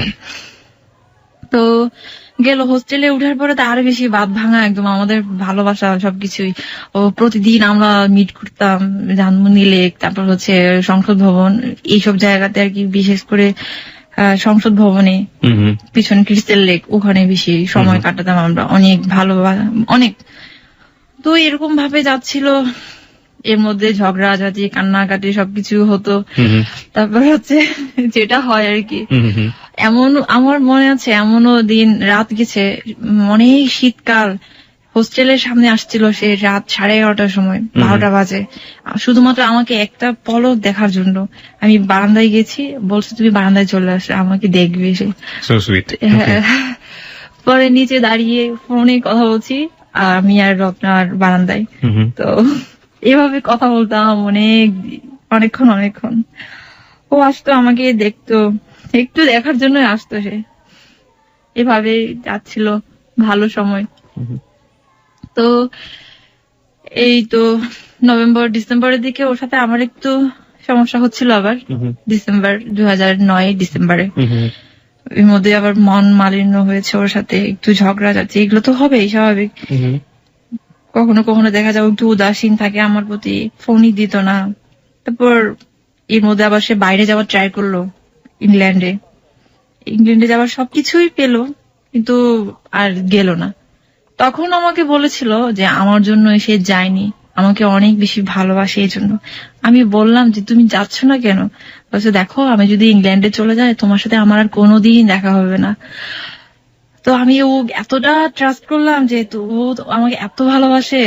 আমি রত্নাকে বললাম দেখো রত্না, তোমার দাদা আমাকে এত ভালোবাসে, ও আমার জন্য সেই লন্ডনে ইংল্যান্ডের মতো একটা জায়গাতে গেল না। তো এতটা ভালোবাসে, আমি কেঁদে ফেলছি পুরো কথাটা শোনার পরে। তো যাই হোক, বিশ্বাস করেছি আমি যেহেতু, এই জন্য আর কি। তো ওভাবে ডিসেম্বরে আবার একটু সমস্যা হচ্ছিল ওর সাথে, এই তো আবার উদাসীন, আগের মতো করে উদাসীন, এই সেই কত কিছু, ফোন দিলে ফোন রিসিভ করে না, তারপর হচ্ছে ভালো মতো করে কথা বলে না, ঝাড়ি দিয়ে কথা বলে, এগুলা। আমি আবার ওর কাছ থেকে অবহেলা একটুও সহ্য করতে পারি না, একটুও না। মানে ও যদি অবহেলা করে আমার মনে হয় আমি আর পৃথিবীতে বাঁচবো না, এরকম মনে হয়। তো যাচ্ছিল এভাবেই। তো ফাইনালি যেটা হলো আর কি, ওর সাথে তো রিলেশন চলতেছে, কিন্তু আমি ওই ছেলেটাকে, যা প্রবাসী ওই ছেলেটাকে আস্তে আস্তে আমি অ্যাভয়েড করা শুরু করলাম। যেহেতু আমি একজনের দিকে আমি এগোচ্ছি, আমার চিন্তা ভাবনা এখন সবকিছু ও। এখন এটাও আবার একটা চিন্তা, আমি আমার বাবা মায়ের একটা মাত্র মেয়ে, ওদেরকে কিভাবে কষ্ট দিব আমি। ওদের একটা স্ট্যাটাস আছে আমাদের সোসাইটিতে, সবার পরিচিতি, ভালো একটা পরিচিতি আছে, কিভাবে, এটাও আমার একটা মাথায় কাজ করতেছিল, কিভাবে কি করব। আবার ওকে ভালোবাসি এটাও তো পারছি না আমি ফেলতে, এটাও সর্বোপরি ভালোবাসাটাই বেশি ছিল আর কি। তো ওকে একদিন জিজ্ঞেস করলাম, দেখো তুমি আমাকে কি জন্য বিয়ে করতে চাও, তোমার যদি ফ্যামিলি আমাকে না মানে, তোমার যে রিলিজিয়ান এটা তো অনেক বেশি কনজারভেটিভ, যেটা বলে অনেক বেশি রেস্ট্রিক্ট। ছেলেটা বাঙালি ছিল এবং আপনার চেয়ে অন্য ধরনের একটা রিলিজিয়নের ছিল। শ্রোতা, আমরা এখানে একটু বলে রাখি, আমরা আমাদের শ্রোতার সুবিধার্থে আমরা পুরো বিষয়গুলো পরিষ্কার করে নিতে পারছি না, কিছু কিছু বিষয় আমাদেরকে গোপন করতে হচ্ছে, এটা আপনার বুদ্ধিমত্তাতে আপনি বুঝে নেবেন। মূল ঘটনাটাই আমরা আসলে তুলে ধরার চেষ্টা করছি। তো জিজ্ঞেস করলাম যে তুমি যদি এই কাজটা করো তাহলে তো তোমার ফ্যামিলি, তোমার মা, তুমি তো তোমার মাকে অনেক বেশি ভালোবাসো, অনেক শ্রদ্ধা, কি করবা তাহলে? তারপর সে আমাকে একটা কথা বলেছিল, দেখো আমি আমার মার, আমরা 5 ভাই, আমি আমার মায়ের কিন্তু সবার ছোট ছেলে, তো আমি যদি এই কাজটা করি আমাকে হয়তো বাড়ি থেকে বের করে দেবে, কিন্তু আমার মার তো আরো 4টা ছেলে থাকবে। এটা বলার পর আমি এতটা বেশি আরো প্রতি মুগ্ধ হলাম, ওর কথা এত ভালো লাগলো যে আসলে ও আমাকে চায় মন থেকে, আমাকে ভালোবাসে। তাহলে আমি আরো বেশি আরো একটু সাহস পেলাম যে হ্যাঁ বিয়ে করবো তাহলে এরকম। তারপর আমি বললাম, দেখো আমার বাবা মা যদি আরো বললাম না আর কি, যে বাবা মার আশীর্বাদ ছাড়া কোনো ছেলে মেয়ে মানে সন্তান সুখী হতে পারে না। তা আমি যদি এই কাজটা করি আমি তো অনেক বেশি অপরাধী হয়ে যাব, দুজনেই আমরা সমান অভিশপ্ত জীবনযাপন করবো। তারপর সে আমাকে বললো, শোনো এগুলো আসলে ঠিক, কিন্তু কথা হচ্ছে কি সবার সব সময় তো আর একই রকম যায় না, হয়তো 1 মাস 2 মাস আমাদেরকে মানবে না, কিন্তু পরে ঠিকই মেনে নিবে আমরা।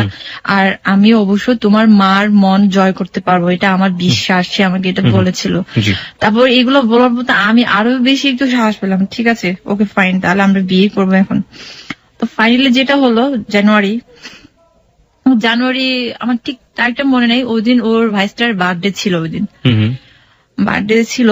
তো আমরা গেলাম হচ্ছে মন্দিরে, গেলাম ঢাকেশ্বরী মন্দিরে বিয়ে করার জন্য। ফার্স্ট টাইম বিয়ে করার জন্য গেলাম। পুরোহিতের কাছ থেকে জিজ্ঞেস করলো কি কি লাগে, কি কি করতে হবে। তো পুরোহিত বললো যে অত টাকা লাগবে। তো তখন ওই মুহূর্তে ওর এত টাকা ছিল না। আপনি রিলিজিয়নটা চেঞ্জ করলেন কখন? সেটা হচ্ছে বিয়ের পরে আপনি আপনার ধর্মান্তরিত হয়েছেন। আচ্ছা। তারপর হচ্ছে যেটা বললো যে অত টাকা লাগবে, তো ওর তো এত টাকা ছিল না। তারপর আবার লাগবে, আইডি কার্ড লাগবে। আইডি কার্ড আমিও নিয়ে গেছি, ও নিয়ে গেছে সাথে করে, যেহেতু বয়স একটা প্রমাণের ব্যাপার স্যাপার আছে এই জন্য। তো ওখানে বসে আমাকে কিছু একটা জায়গায় বসালো, ওখানে বসানোর পরে তারপর আমি আমার মাকে একটা মেসেজ পাঠিয়েছি, মা আমি আজ তোমার তোমার অবাধ্য হচ্ছি, আমি তোমার মেয়ে আজ এমন একটি কাজ করতে যাচ্ছে, তা হয়তো বা কোনোদিন আর তোমাদের সাথে আর সম্পর্কটা থাকবে না। ভাগ্য ভালো মেসেজটা যায়নি, এনি হাউ, মানে নেটওয়ার্কের প্রবলেমে হোক যেভাবে হোক যায়নি, মেসেজটা সেন্ড হয়নি। তো পরে ওখানে একটা পুকুর আছে, পুকুর ঘাটে আমরা বসেছিলাম সিঁড়িতে, তখনই ও আমাকে বলল, দেখো আমার নাম কিন্তু এটা না, আমার নাম অমুক। মানে সুমন বললো যে তার নাম এটা না? দেখো আমার নাম কিন্তু এটা না, আমার নাম কিন্তু অমুক, এই যে আমার ভিজিটিং কার্ড এটা।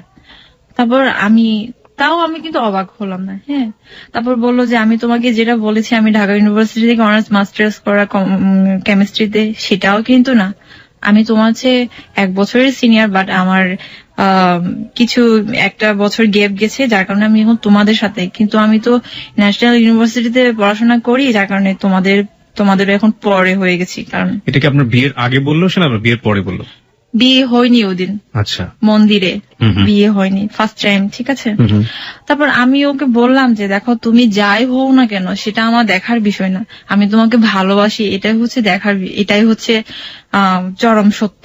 তুমি যেই হও না কেন, তুমি যাই করো না কেন, সেটা আমার দেখার বিষয় না, আমি তোমাকে ভালোবাসি এবং আমি তোমাকে বিয়ে করব। Love is truly blind. Okay, তারপর যেটা হলো, ওকে, তারপর বললো যে এত টাকা লাগবে, এখন তো আমার তো এত টাকা নেই, আমার কাছে তো মাত্র 3,000 টাকা আছে, 8,000 টাকা লাগবে বলছিল। তো আমারও তখন টাকা ছিল না অত টাকা। তো বললো যে তাহলে আমরা আরেকদিন আসবো, আরেকদিন এসে আমরা বিয়ে করবো, এরকম দরকার হলে। তারপর পুরোহিত বললো যে আপনারা একটা কাজ করতে পারেন, আপনারা এখানে না করে আপনারা কোর্টে গিয়ে বিয়ে করতে পারেন, সেটাও বললো আর কি। আচ্ছা। তারপর বের হলাম মন্দির থেকে, আমাকে আসার সময় একটু মজা করলো, তোমার জন্য একটু শাখা কিনে দিই, তাই না? শাখা, এখন শাখা কিনবা কেন? আমি বললাম বিয়ে হোক তারপর না শাখা পরবো, শাখা সিঁদুর পরবো, এইগুলো আর কি।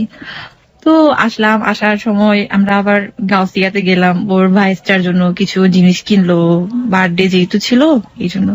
তো পরে বললো যে তুমি হোস্টেলে যাও, আমি বাসা ইয়েতে যাচ্ছি। পরে আমি ওই দিন আবার ওকে ক্যামেরাটা দিয়ে দিলাম, আমার ডিজিটাল ক্যামেরা ছিল, ওটা আমি ওকে দিলাম ছবি টবি উঠাবে এই জন্য।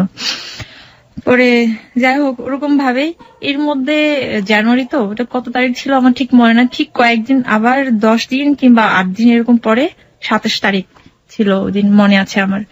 27 তারিখে ঠিক করলো যে আমরা ওদিন বিয়ে করব। এর মধ্যে আমি শুধু বলতেছি আমরা কবে বিয়ে করবো এরকম ভাবে বলতেছি। তারপর বলছে তুমি তো এখনো পর্যন্ত ওই ছেলেটাকে বলতে পারো না, তাহলে কিভাবে বিয়ে করবা? তো শোনো, এটা কোনো বিষয় না, আমি তোমাকে ভালোবাসি, এটা হচ্ছে কথা, আমি তোমাকে বিয়ে করবো, তোমাকে ছাড়া বাঁচবো না, এইসব কথা আমি ওকে বলছি। আসলে অনেক বেশি ছিলাম। তারপর যাই হোক পরে তো 27 তারিখ আসলো, ওই দিন শাড়ি পরেছিলাম, মনে আছে এখনো, অনেক সুন্দর করে সেজেছিলাম, ফুল দিয়েছিলাম খোপায়। তারপর এই তো ও আসলো, ও একটা ব্ল্যাক কালারের পড়ছিল, ব্লেজার পড়েছিল, তো রিক্সাতে করে আসলো আর কি। আপনাদের বিয়েতে আপনাদের কোনো ফ্রেন্ড বা শুধুমাত্র আপনারা দুজনই ছিলেন? হ্যাঁ, আমরা শুধু দুজনই ছিলাম। কোথায় বিয়ে করলেন? বলছি। তারপর আমি গেলাম, আমি শাড়ি তো পরলাম, তো আমাকে ভালোই লাগছিল ওই দিন। পরে ও রিক্সাতে উঠলাম, ও বসেছিল আগে থেকেই, ওখান থেকে গেলাম হচ্ছে লালমাটিয়াতে একটা মহিলার বাসায় গেলাম। ওখানে ওর কিছু কাজ ছিল আর কি, ওর কাজ, ব্যবসায়িক কাজ ছিল। পরে ওখান থেকে গেলাম সিএনজি ভাড়া করে হচ্ছে সদরঘাট গেলাম, সিএমএম কোর্ট, যেটাকে বলে হচ্ছে জজ কোর্ট মনে হয়। তো গেলাম, ওর আগে থেকে সবকিছু রেডি ছিল, যেহেতু যে উকিলটার মাধ্যমে বিয়ে হয়েছে সেই উকিলটা ওর ফ্রেন্ড ছিল, বাট আমি নামটা বলতে চাচ্ছি না। সমস্যা নেই। আগে থেকে ওর কথা মনে হয় রেডি ছিল সবকিছু, যেহেতু বিয়ে করবো আগে থেকে তো স্বাভাবিক একটা রেডি থাকতে হবে। তো গেলাম, যাওয়ার পরে যেটা হলো আর কি, কিছুক্ষণ বসলাম, বসা না অনেকক্ষণ দাঁড়িয়ে থাকতে হয়েছে, উকিলটা একটু ব্যস্ত ছিল তো এই জন্য। যাই হোক পরে গেলাম ওনার চেম্বারে যাওয়ার পরে পরে পেপারস দিল, কত টাকার, 150 টাকার স্ট্যাম্প ছিল, 150 টাকার স্ট্যাম্প, ঠিক আছে। পেপারস দিল, ওখানে পড়লাম যা যা কিছু লেখা আছে সবকিছুই পড়লাম। আমার নাম অমুক, অমুক থেকে অমুক নাম হচ্ছে। আপনার নাম চেঞ্জ করা হয়েছিল? নাম চেঞ্জ করার পর আমার নাম দীপান্বিতা। দীপান্বিতা করা হয়েছিল, ওকে। এটা কার পছন্দের নাম ছিল? ওরই পছন্দের নাম ছিল? ওরও পছন্দ, আমারও পছন্দ, দুজনেরই। ওকে, মানে দীপান্বিতা, দ্বীপের অন্তর। ওকে, তারপরে সামনের দিকে যাই। দীপান্বিতা, তো যাই হোক বললাম ওটা যে আমাকে ধর্মান্তরিত হতে হবে। তো ওকে ফাইন, হব, ভালোবাসার জন্য আমি সবই করতে পারবো। হলাম, আমার ছিল না, যেহেতু ওদের রিলিজনের সাথে আমাদের রিলিজনটা অনেকটা কাছাকাছি, যার কারণে এতটা বেশি হয় নাই। সেটা আমার কাছে আসলে প্রত্যেকটা ধর্মের প্রতি আমার অবশ্য শ্রদ্ধা আছে, সেটা মুসলিম হোক, সেটা হচ্ছে খ্রিস্টান হোক, এটা কোনো ইয়ে না। যাই হোক, আমার কাছে সবচেয়ে ইয়ে ছিল হচ্ছে ভালোবাসা, মানে আমি ওকে ভালোবাসি, ও যেই ধর্মের হোক না কেন, ব্যাস এটাই হচ্ছে কথা। তো যেটা হোক, তারপর আমার আইডি কার্ড দিতে হলো, ছবি দিতে হলো, সবকিছু ওখানে ইয়ে করা হলো, সিগনেচার করলাম, ও করলো। এরপরে তো আমি জানি না, অ্যাকচুয়ালি আমি জানতাম না যে রেজিস্ট্রি বিয়ে কিভাবে কি করতে হয়। ওটাই আমার ফার্স্ট টাইম ছিল এবং ওটাই হয়তো বা লাস্ট টাইম, জানি না। ওরকম আগে কোনো মানে ধারণা ছিল না যে এরকম করতে হয়, ওরকম করতে হয়, সেটাও জানি না। তারপর আমি ওকে জিজ্ঞেস করলাম যে আমাদের কি সাক্ষী লাগবে না, কোন সমস্যা হবে না? বলছে না, সাক্ষী লাগবে না, কারণ হচ্ছে উকিলটা আমার পরিচিত, তো আমার ফ্রেন্ড, তো এই জন্য লাগবে না। তো বললাম এটা যদি কোনো প্রবলেম হয়, না হবে না, কোনো সমস্যা নাই। তারপর আমি অ্যাডভোকেটকে বললাম যে আমি কি এক কপি পেতে পারি না এখান থেকে? বলছে দেখো এখনো তো কাজ শেষ হয় নাই, কাজটা বাকি আছে, ম্যাজিস্ট্রেটের সিগনেচার লাগবে, দেন আমি আপনাকে একটা কপি দিতে পারবো, বাট আমি এখন দিতে পারছি না। তো আমি ঠিক আছে, ওকে ফাইন, যেহেতু ও আছে, আমি আর এটা নিয়ে আমি আর কোনো টেন্স করি নাই আর কি। হ্যাঁ, ওরা ওখান থেকে বের হয়ে আমরা একটা হোটেলে গেলাম, রেস্টুরেন্টে গেলাম, ওখানে খেলাম, কিছু বিয়ে করেছি যেহেতু। আপনি কি কপিটা পরবর্তীতে পেয়েছেন এখন পর্যন্ত? না, আপনি এখন still you don't have any copy. Okay, খাওয়া দাওয়ার পরে কি হলো? পরে ওখান থেকে উনি চলে গেল ওনার চেম্বারে, আমরা বের হলাম, বের হয়ে বাসে উঠলাম। বাসে উঠে আমি এতটা ক্লান্ত লাগছিল, আমার সারা দিন একটা ইয়ে গেছে, মেন্টাল টেনশন, যদিও কোনো ফিজিক্যালি কোনো টেনশন হয়নি, ইরিটেশন হয়নি, তো মেন্টালি টেনশন যেটা আর কি বেশি। তো আমাকে বলতেছে আজকে অনেক বেশি ভালো লাগছে, অনেক বেশি, এত অনেক বড় একটা কাজ আজকে শেষ করলাম, তোমাকে আমি সারা জীবনের জন্য পেলাম, আর কোনোদিন হারাতে হবে না। আমার এত ভালো লাগছিল, আমি বাসে যে আছি এটা আমার খেয়ালই ছিল না, আমি ওর বুকে মাথা রেখে আমি ঘুমিয়ে ঘুমিয়ে আসছি সদরঘাট থেকে একদম ফার্ম গেট পর্যন্ত ওভাবে আসছিলাম। আমি জানি না কখন ফার্ম গেট পৌঁছাইছি, পরে আমাকে জাগাইতেছে, ও বলতেছে ও আচ্ছা সরি, এর মধ্যে আমার আবার বাড়ি থেকে ফোন আসছে, আমার মা ফোন দিছে, বলছে এই তুই কোথায় আসছিস রে, হোস্টেলের না তুই? বলছে না মা, আমি তো বাইরে, আমি একটু বাণিজ্য মেলা আসছি, তখন বাণিজ্য মেলা চলতেছিল। বাণিজ্য মেলা তুই কার সাথে আসছিস তুই? ও আবার কথা বলতেছিল, তো ওর কথা শুনছে আমার মা, পাশেও কথা বলতেছিল, তোর সাথে কে, কোন ছেলে আছে? আমি বলছি না কোনো ছেলে না, বাসে তো অনেক ছেলে থাকে, ওই ওখানকে তুমি শুনছো মনে হয়।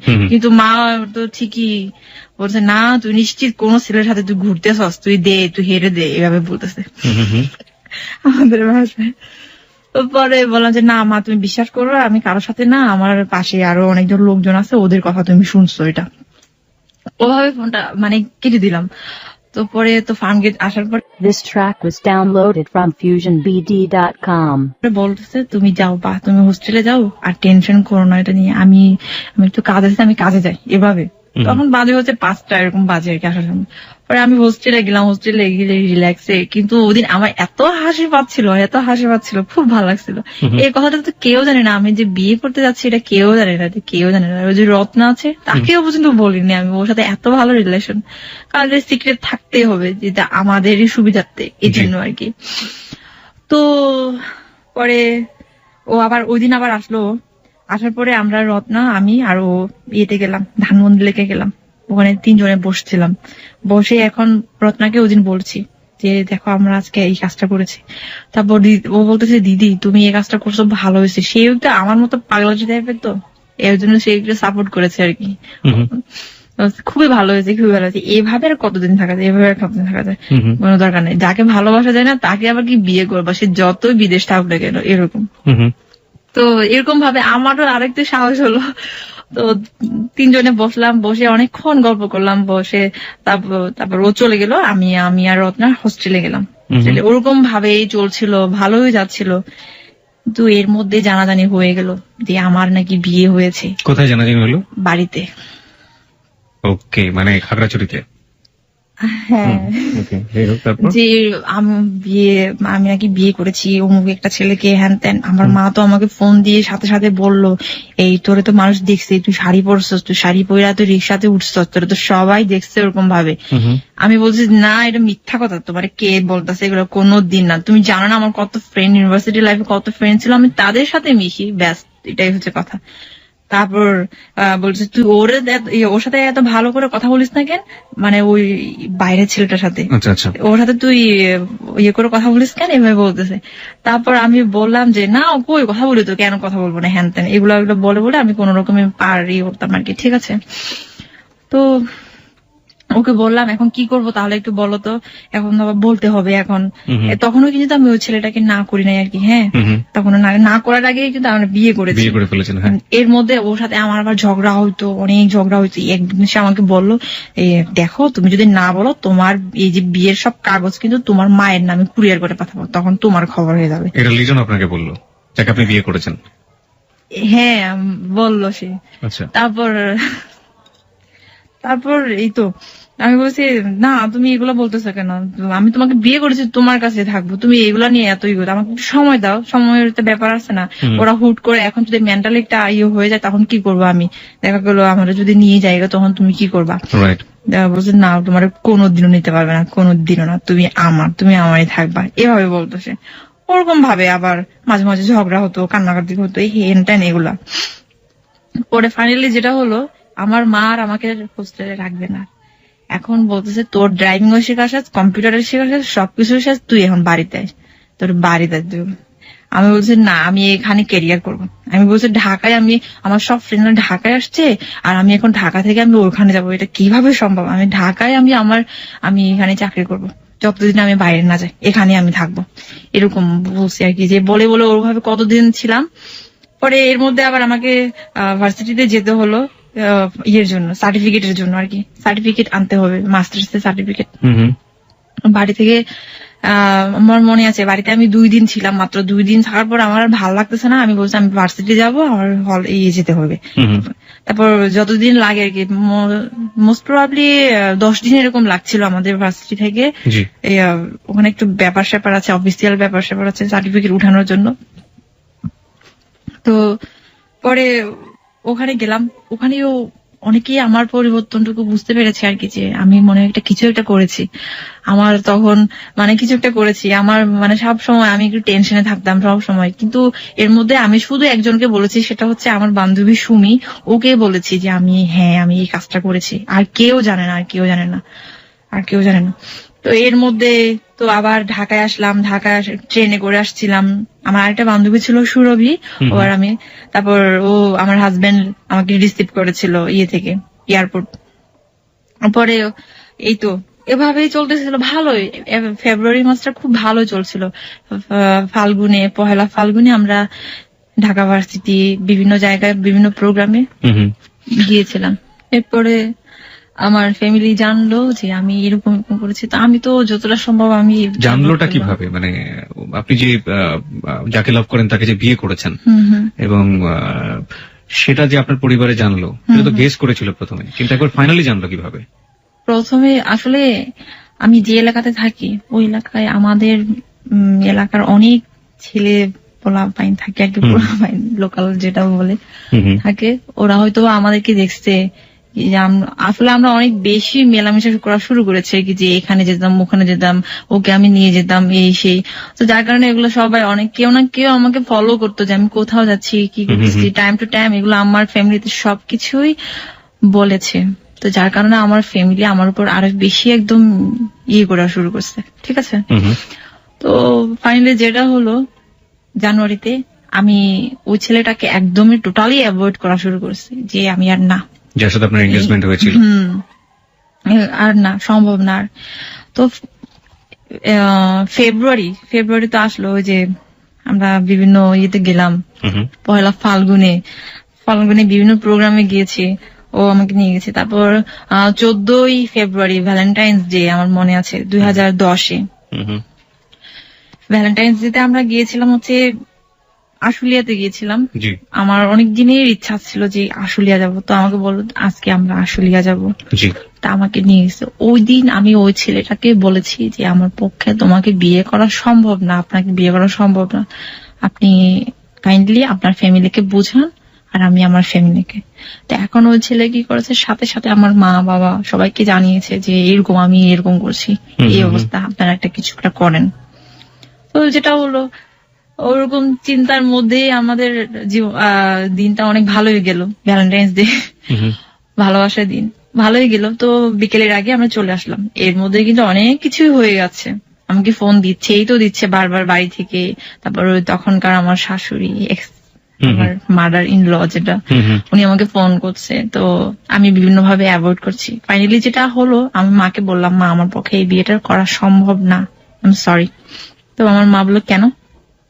আসলে সম্ভব না, কারণ আমি আর চাচ্ছি না তোমাদেরকে রেখে আমি বাইরে যাব, বিদেশ যাব, এটা আমার পক্ষে। তখন আপনি বলেননি যে আপনি যাকে লাভ করেন তাকে বিয়ে করেছেন? এটা তো কোনোদিনও বলতে পারিনি, কারণ হচ্ছে এটা তো আগেই বলেছি কি সমস্যা, এটা আপনাদের গোত্র থেকে কোনোভাবে এটা মেনে নেবে না। তো যাই হোক, ওরকম ভাবে আমি মাকে বলে বলে এটা সেটা বলে বলে যে আমি এখানে থাকবো, এখানে আমি ক্যারিয়ার করবো, হ্যান ত্যান, আমার কি এডুকেশনাল কোয়ালিফিকেশন কি, এর মধ্যে কিন্তু আমাদের রেজাল্টও হয়েছে যে আমি ফার্স্ট ক্লাস পেয়েছি, সবকিছু হয়েছে। তো আমি বিভিন্ন জায়গায় অলরেডি আমি ট্রাই করতেছি যে ব্যাংকে হ্যান ত্যান কোথাও আর কি। তারপর কি হলো, ফেব্রুয়ারি 20 তারিখে আমার মা বাবা দুজনেই আসলো, আমাকে কোনো কিছু না বলে, একদম ঢাকাতে। আমাকে কোনো কিছু না বলে আসলো। আমাকে চলে যেতে হবে হোস্টেল থেকে, আমাকে রাখবে না আর এখানে। আমার সবকিছু শেষ, মানে সব কোর্স টোর্স কমপ্লিট করা শেষ, এখন আমাকে ঢাকা থেকে বাড়িতে নিয়ে যাবে। তা আমি তো ওকে বললাম ঠিক, আমি মাকে বললাম যে হ্যাঁ আমি যাব, কিন্তু আমাকে একটা দিন সময় দাও, আমার তো জিনিসপত্র আছে, আমি এগুলো গুছাতে হবে। আচ্ছা না, তোমার কোনো কিছু গুছাইতে হবে না, তোমার আজকেই সবকিছু করে আমরা গাড়ি একটা ভাড়া করে আমি চলে যাবো, এরকম। তো আমি ওকে বললাম যে দেখো আমার বাবা আসছে, এখন কি করবো? তারপর সে বলছে ঠিক আছে তুমি তাহলে একটা জায়গায় আসো, ওখানে আমরা দেখা করি। ওই দিন আমার সাথে ওর সাথে আমার দেখা হয়েছিল কিছু সময়ের জন্য। তারপর আমাকে বলল সমস্যা নেই, আমার পরীক্ষা তো শুরু হবে, এই পরীক্ষাটা তুমি বাড়িতে থাকো, একটা মাস বাড়িতে থাকো, এরপরে আমরা বাসা নিয়ে আমরা থাকবো, এরকম ভাবে আর কি, বাসা নিব। তো পরে আমি বাড়িতে গেলাম, অনেক মন খারাপ করে বাড়িতে নিয়ে গেল আমাকে। কোন রকমে মনে হয় আমি 26 দিন ছিলাম বাড়িতে, 1 মাসও থাকতে পারিনি। ওই পরীক্ষার একটা বাকি ছিল আবার। এর মধ্যে তো আমি ওর সাথে কন্টিনিউ ফোনে কথা হতো, কন্টিনিউ। এর মা আমার এটা লক্ষ্য করেছে যে আমি কারো না কারোর সাথে আমি ইনভলভ হয়ে গেছি। তারপর আমাকে মা একদিন জিজ্ঞেস করলো, মানে সবসময় তো জিজ্ঞেস করে আমি অ্যাভয়েড করি আর কি, যে না এমনিতে ফ্রেন্ডের সাথে কথা বলি, হ্যান ত্যান এগুলো বলে বলে। তারপর এমনও দিন আসছে যে ফিস ফিস করে কথা বলতে হয়েছে, আর মানে ফোনটা আমার কাছ থেকে কেড়ে নিতে চাইছিল এরকম। পরে আমি বললাম যে ফোন কথা বলা একটু কমাই দিই। এর মধ্যে সে আমাকে টাকা পাঠাইছে, কুরিয়ারে করে টাকা পাঠাইতো আমারে।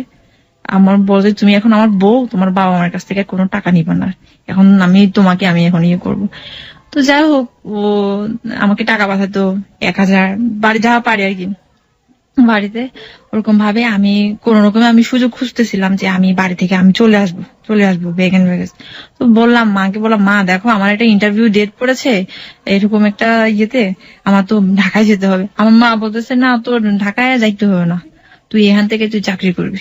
আমার মা বলে টাকা দিলে কোনো সমস্যা হয় না, এখন তো ইন্টারভিউ ভালো ভালো যে বিভিন্ন ইয়েগুলো আর কি, ওগুলাতে বলে কি টাকা দিলে এখন কোনো কিছু হয় না, টাকা দিলে এখন এই সবকিছু হয়, এখন এইগুলো তোমার কোনো কিছু করতে হবে না। মানে আমার টোটালি হচ্ছে আমাকে ঢাকায় ছাড়বে না এরকম, যেহেতু বুঝতে পেরেছি যে আমি এরকম একটা ইনভলভ হয়ে যাচ্ছি। তো ফাইনালি যেটা হলো, বাড়িতে ওই দিন কেউ ছিল না, আমি আমার লাগেজ নিয়ে আমি চলে আসলাম। আমি শুধু আমার ভাইকে বলে আসলাম দেখ আমার একটা ইন্টারভিউ ডেট পড়েছে, আমার 2 দিনের মধ্যে আমি ঢাকা জানাইনি। তো পরে আসার পরে ওরা বাসায় আসার পরে হয়তো ভাবছে যে আমি ওদের সাথে যোগাযোগ করবো, কিন্তু আমি ঢাকায় এসে ওদের সাথে যোগাযোগ করিনি, আমার ফোন নাম্বার বন্ধ করে দিয়েছি।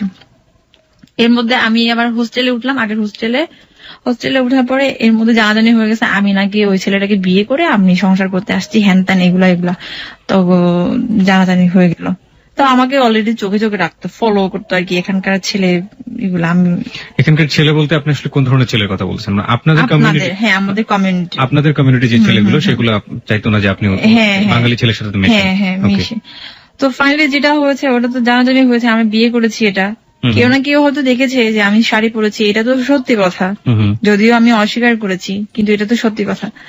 তো যেটা হলো, আমাকে এর মধ্যে একটা হোস্টেলেও রাখলো সে, আমি বলতে চাচ্ছি না লোকেশনটা, ফার্মগেটের কাছাকাছি। তো যাই হোক, একটা হোস্টেলে রাখতো, ওখানে আমি মাত্র 3 দিন ছিলাম। মানে এর মধ্যে আমার আবার একটু সমস্যা হয়েছিল, দাঁতের সমস্যার কারণে সে আমাকে ধানমন্ডিতে একটা ইয়েতে হসপিটালে নিয়ে গেল, ডেন্টাল ক্লিনিকে আর কি। তো ওখান থেকে অ্যাপয়েন্টমেন্ট সবকিছু নিলাম, ড্রেসিং করালাম। তারপরের দিন ছিল আমার হচ্ছে দাঁত করার আর কি, রুট ক্যানেল। পরে 2 তারিখ, ওটা ছিল এপ্রিলের 2 তারিখে। কিন্তু এর আগে আমাকে বাড়ি থেকে জানানো হলো যে তোমার মা অসুস্থ, ব্রেন স্ট্রোক করেছে, ঢাকা থেকে, মানে ঢাকায় করেছে, রেফারেন্স করেছে যে কোনো একটা হসপিটালে। তো আমি এটা শোনার পর তো আমি অনেক বেশি টেন্স হয়ে গেলাম, হায় কি হলো, আমার জন্য তো এগুলো হচ্ছে, আমার টেনশনের কারণে। তো আমি ওকে বললাম, দেখো আমার মা নাকি এরকম হয়েছে, আমার খুব দেখতে ইচ্ছে করতেছে। তো ও বললো, শোনো, এটা নাটক হতে পারে, নাটক, আমি আগে গিয়ে দেখি, তারপর তুমি যাও, এমনও হতে পারে তোমাকে ধরার জন্য, কারণ তুমি যে করে আসো এই জন্য। তারপর আমি বললাম যে না, এটা হতে পারে না, এটা যদি আমি তো সত্যি, যদি আমি তো করে আসি। তারপর বাবার সাথে সারা রাত কথা বলছি, বাবা আমাকে বিভিন্ন ভাবে কনভিন্স করলো, তোর মাকে দেখতে যাইস, আমি তো আসতে পারলাম না, হ্যান ত্যান কত কিছু বলে। পরে ওই দিন সকালটা কোন রকমে পার করলাম, দুপুর আর পার করতে পারলাম না। এদিকে আমার ভাই ফোন দিচ্ছে, তুই আয় এক্ষুনি আয়। ওটা আমার কাজিন ছিল, বড় ভাই। তো ও বলতেছে আমি একটা কাজের মধ্যে ব্যস্ত আছি, মানে আমার হাজবেন্ড বলতেছে আমি একটা কাজের মধ্যে ব্যস্ত আছি, তুমি একটু ওয়েট করো বিকেলটা পর্যন্ত, আমি দেখে আসি, তারপর আমরা দুজনে একসাথে যাবো যদি সেরকম কোনো কিছু হয়। আর রোজ তোমার এখন যাওয়ার প্রয়োজন নেই, কারণ তুমি অনিরাপদ, এরকম। তো আমি আর ওর কথা শুনি নাই, অবাধ্য হয়ে আমি গেছি আমার দাদার সাথে মোটরসাইকেলে করে। উনি আমাকে কি করলো, উনি ওই হসপিটাল সব ঘুরে নিয়ে এসে আমার কাজিনের বাসায় নিয়ে গেল। দেখলাম যে ওখানে আমার মা আছে, কাকা আছে, সবাই, পিসিমা টিসিমা সবাই আছে ওখানে। এই অবস্থা। তখনই আমার মার সাথে সাথে আমার মোবাইলটা ক্রোক করলো। আমি তো তখন, আপনার মা ব্রেন স্ট্রোক করেন না, এটা জাস্ট একটা নাটক ছিল আমাকে ধরার জন্য, যেহেতু আমি লোকেশনটা দিচ্ছি না এই জন্য। পরে আমি বুঝলাম যে ও আচ্ছা, আমার মোবাইল ক্রোক করা আছে, তার মানে এখানে সামথিং প্রবলেম, তার মানে আমাকে আজকে নিয়ে যাবে যেভাবে হোক। তো আমি কি করলাম, আমিও তো আমার মায়ের মেয়ে, আমি কি করলাম, ওর মোবাইল থেকে, ও বাথরুমে মনে হয় কোথাও গিয়েছিল, ওখান থেকে মোবাইলটা নিয়ে আমি কোন রকমে ওকে এসএমএস করলাম, এনি হাউ তুমি এক্ষুনি আমার হোস্টেলের সামনে আসো, আমাকে নিয়ে যাও, আজকে আমাকে বাড়িতে নিয়ে যাবে, তুমি যেভাবে পারো আসো। ওটা মেসেজ করলাম, আমি ডেঞ্জার। তো এখন আমি চিন্তা করতেছি কিভাবে যাবো এখান থেকে। তো আমাকে বলতেছে তোর জিনিসপত্র নিয়ে আসতে হবে, যা তুই হোস্টেলে তুই যা, আমিও তোর সাথে যাবো, আমরাও তোর সাথে যাবো, তুই জানি যায়। তো এখন আমি বলছি, সেই সময়টা যদি, মানে আমি জানি না সামনের দিকে স্টোরিটা কি, সেই সময়টা যদি আপনাকে নিয়ে যাওয়া হতো, মানে কি ধরনের ফিউচার, কি ধরনের ভবিষ্যৎ আপনার জন্য অপেক্ষা করতো আপনার কমিউনিটিতে? আমি বলছি এটা তো বলার অপেক্ষা রাখে না। যাই হোক, সেটা হচ্ছে পরে গেলাম কোন রকম একটা দোকান, ফোন ফিক্সের দোকান থেকে আমার কাছে যে টাকা ছিল সব টাকাগুলো বা ক্যাপচার করেছে, নিয়েছে। পরে 5-10 টাকা এরকম ছিল মনে হয়। 1 মিনিট ওকে ফোন দিয়েছে, একটা ফোন ফিক্সের দোকান থেকে, তুমি যেভাবে পারো গাড়ি নিয়ে তুমি আসো আমার হোস্টেলের সামনে, যেভাবে পারো। তো হোস্টেলে গেলাম, আমি এই রুম থেকে ওই রুম থেকে করতে করতে টাইম পাস করতেছিলাম, মানে ওই টাইমের মধ্যে সে যেন চলে আসতে পারে। তো এর মধ্যে আমার একটা বান্ধবী ছিল, মানে বান্ধবী না, হোস্টেলের আর কি পরিচিত। ওকে বললাম যে তোমার ফোনটা থেকে একটু আমি তোমার ভাইয়াকে একটু ফোন করি। তারপর সে বললো যে আমি তো হোস্টেলের সামনে ওই যে গেটে আসছি, এটা নিয়ে। এখন আমি কিভাবে যাব? আমার উপরে আছে হচ্ছে আমার মা আর পিসিমা, আর নিচে আছে হচ্ছে আমার দাদা, আমি কিভাবে যাব? পরে আমার মা আর পিসিমাকে একটা রুমে বন্দি করে আমি অন্য দরজা দিয়ে বের হয়ে আমি চলে গেছি। চলে যাওয়ার পরে নিচে দাদা বলতেছে এই তুই কই যাস? এই তো সামনে যাইতেছি, তুই আয় পিছন তুই বাইকে উঠ। আমি বলছি না, আমি উঠতে পারবো না, আমি হাইটা যেতে পারবো, কোনো সমস্যা নেই। পরে তো ও সামনে আছে, মানে 10 হাত দূরে আছে আর কি, কিন্তু আমার মনে হচ্ছে কত দূর আছে, আমার মনে হচ্ছে এখনই আমি ওর কাছে পৌঁছে যাই, এরকম মনে হচ্ছিল। ও আমার দিকে তাকিয়ে আছে, আমার মনে আছে এখনো সে একটা টিয়া কালারের শার্ট পরেছিল। তারপর গেলাম, সিএনজি ভাড়া করে আসছিল, সিএনজিতে উঠলাম, উঠার পর একটু মনে হয়ে গিয়েছে, যাওয়ার পরে আমার দাদা আমাদেরকে ধরে ফেললো, সিএনজিটা করলো, আটকালো। আটকানোর পরে সিএনজি ওয়ালা বলতেছে এখানে মনে হয় সমস্যা আছে, ভাইজান আপনারা নামেন, আমি আপনাদেরকে আর নিতে পারছি না। এখন কিচ্ছু করার নেই, বাধ্য হয়ে আমরা নামলাম, দুজনের হাত শক্ত ভাবে ধরে আছি। সে আমাকে বলতেছে কোনোভাবে তুমি আমার হাত ছাড়বে না। তারপর আমি তো কান্না শুরু করে দিচ্ছি ওখানে। আমার মা পিসিমা অলরেডি চলে আসছে। এখন আমরা বলতেছি, তারপর আমার ভাই বলতেছে, এই আমার হাজবেন্ড কে বলতেছে, তুই এরে কোথায় নিয়ে যাস, তুই আমার বোনটারে তুই কোথায় নিয়ে যাস? হ্যাঁ, তারপর চিল্লাচিল্লি করতেছে, এই ভাই লোকজন শোনেন, আমার বোনটারে সে ধরে নিয়ে যাইতেছে, এরকম ভাবে মানুষজন জোর করতেছে। তারপর অনেকেই আসছে, দোকানদার কত কিছু আসছে ওখানে, যারা ছিল পথচারী তারাও আসছে। পরে আমি বললাম যে না ও আমাকে ধরে নিয়ে যাচ্ছে না, আমরা বিয়ে করেছি, দুজনকে অনেক ভালোবাসি, আমরা চলে যাচ্ছি, ওরা আমাদেরকে ডিস্টার্ব করছে। তারপর এর মধ্যে ওরাও একটু হলো, হ্যাঁ ওরা তো ভালোবাসে, তারা চলে যাক এরকম ভাবে। কিন্তু এর মধ্যে আমার ভাইটা করলো, যেটা বলে আর কি, যে না ও কিন্তু অমুক ধর্মের, মানে অমুক, এভাবে বুঝাইছে। তারপর ওই লোকগুলো আরো বেশি হয়ে গেল। তারপর বলে যে ঠিক আছে, এখানে একটা ব্যবস্থা করতে হবে, বিচার করতে হবে। অমুক ধর্মের মানে ছেলেটার রিলিজিয়নের, হ্যাঁ। এটা কেন বললো? যাতে লোকজন তার উপর জোর হয়, এটা হয় যেন আমাকে আটকে রাখতে পারে। ঠিক আছে, তো আমি বললাম যে এটা বলার পর লোকজন কি করলো? হ্যাঁ, লোকজন ঠিকই তাই করলো, এরকম করলো যে এখানে তো মুরব্বী আছে, যেহেতু ওই মেয়েটা এখানেই থাকে, তাহলে তো নিশ্চয়ই এলাকারই একটা সমস্যা, তো এটা আমরা এভাবে করবো, লোকজনগুলো বললো। মানে আপনার বরের উপরে তারা চড়াও? হ্যাঁ, চড়াও হলো। ঠিক আছে, পরে ওখান থেকে আমরা দৌড়ে একদম দুজনকে ধরছি একদম সিনেমেটিক কাহিনীর মতো। পিছনে ওরা আসতেছে দৌড়াই, আমরা যাচ্ছি সামনে, এরকম ভাবে আমরা চাচ্ছিলাম যে কোন রাস্তা ফাঁকা থাকলে আমরা সেদিক দিয়ে বের হয়ে যাবো, এরকম। কিন্তু হোস্টেলের সামনে এই কাহিনী? হ্যাঁ, হোস্টেলের সামনেই। তারপর ওখান থেকে কমিউনিটি পুলিশ আসলো, আসার পরে আমাদেরকে ধরে ফেললো। ধরার পরে ওখানে একটা সালিশ কেন্দ্র আছে, ওই সালিশ কেন্দ্রে নিয়ে যাওয়া হলো আমাদেরকে দুজনকে। ওখানে তো এর মধ্যে আমাদের কাকা, মানে আত্মীয় স্বজন যারা আছে ঢাকায়, সবাইকে কল করা হয়েছে, সবাই আসছে। এবং আমাদের কমিউনিটির কম হলেও 200 থেকে 250 ছেলে আসছে, এরকম আসছে। এই ধরনের ঘটনা শোনার পরে সব তো এখন তো যেহেতু ফোনে সবকিছুই হয়, এখন কোনো সমস্যা হয় না। তো যাই হোক, আসার পরে ওখানে আমাদেরকে রাখলো সালিশ কেন্দ্রে। ওখানকার পাড়ার মুরব্বী আসলো, চেয়ারম্যান যে আসে, তারপর আসার পরে ওরা বলতেছে সবকিছু জানাজানি হয়ে গেল। আমাকে মানে কি বলবো, জানাজানি হয়ে গেল। ওখানে জিজ্ঞেস করতেছে মেয়েটার নাম কি, হ্যান ত্যান, ছেলেটার নাম কি, সবকিছুই। তারপর বয়স সবকিছু জিজ্ঞেস করলো, আমরা কি করেছি, বিয়ে করেছি, সবকিছুই। তারপর এখন ওরা বলতেছে না, তারা তো ঠিক আছে, ওরা যেহেতু প্রাপ্তবয়স্ক বিয়ে করেছে, এখানে তো আর বাধা দেওয়ার কিছুই নাই, আপনারা তো এখানে আর কিছু করতে পারবে না। আমার মা বাবা, মানে কাকা পিসিমাদেরকে বলতেছে। তো আমার মা কিছুতেই মানতে পারে না, কোনো রকমে এটা মানা যাবে না, আমার মেয়েকে আমি নিয়ে যাবো যেভাবেই হোক। এখন আমাকে জিজ্ঞেস করছে ওই লোকটা, মানে এত মানুষের সামনে, ওই মহিলা আপনার কি হয়? আমি তখন বলেছিলাম আমার কেউ হয় না, আমি ওনাকে চিনি না। আমি আমার মাকে পর্যন্ত অস্বীকার করেছি, তখন বলেছি না, কেউ না। পরে আমাকে অনেক জোরে একটা থাপ্পড় দিল, এতগুলো মানুষের সামনে আমাকে চুল ধরে টানলো, কত আমি আমার হাজবেন্ডকে জড়াই ধরে আসছে, তো ধরে আসে এত মানুষের সামনে। আমার লজ্জা ভয় ভীতি কোনো কিছু ছিল না তখন, মানে কোনো কিছু না। আমি জানি আমাকে নিয়ে গেলে আমার কি পরিণত হবে সেটা তো আমি খুব ভালো করে জানি, কারণ আমি ছোটবেলা থেকে ওই কমিউনিটিতে বড় হয়েছি, দেখেছি এর আগেও অনেক কিছুই। তো ওটা তো, কিন্তু দুর্ভাগ্য আমাদের, যদিও সবকিছুই আমাদের পক্ষে ছিল। এরপরে পুলিশ আসলো, তেজগাঁও থানার পুলিশ আসলো। আসার পরে তো পুলিশ এসেও বললো যে না, ওরা তো ঠিক আছে, ওরা প্রাপ্তবয়স্ক, ওরা বিয়ে, সমস্যা নাই তো। কিন্তু মানে এখন যেটা হয় আর কি, ক্ষমতার জোর থাকলে আসলে কোনো কিছুই হয় না, আইনও এখানে হার মানে।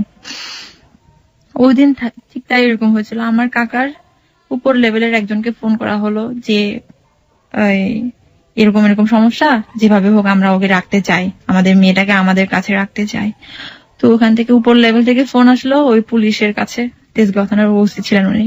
ওনাকে ফোন দিয়ে বললো যে যেভাবে হোক মেয়েটাকে মেয়ের মায়ের কাছে ফিরিয়ে দাও, আদারওয়াইজ আপনার চাকরি থাকবে না।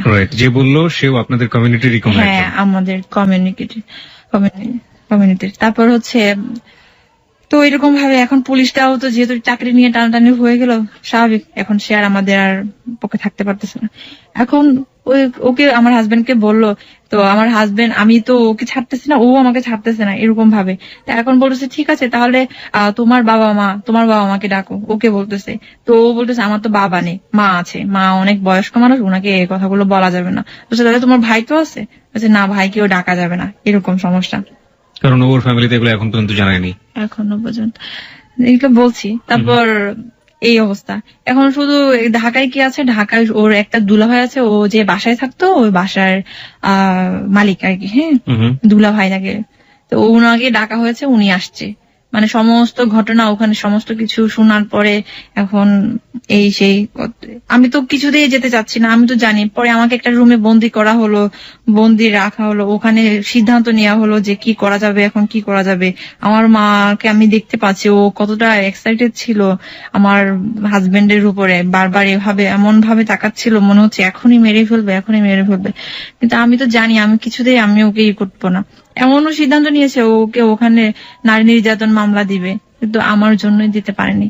আমি ওখানে বাধা দিয়েছি, কারণ আমি যেহেতু আমি একটা ভিকটিম, তো পারিনি ওটার জন্য।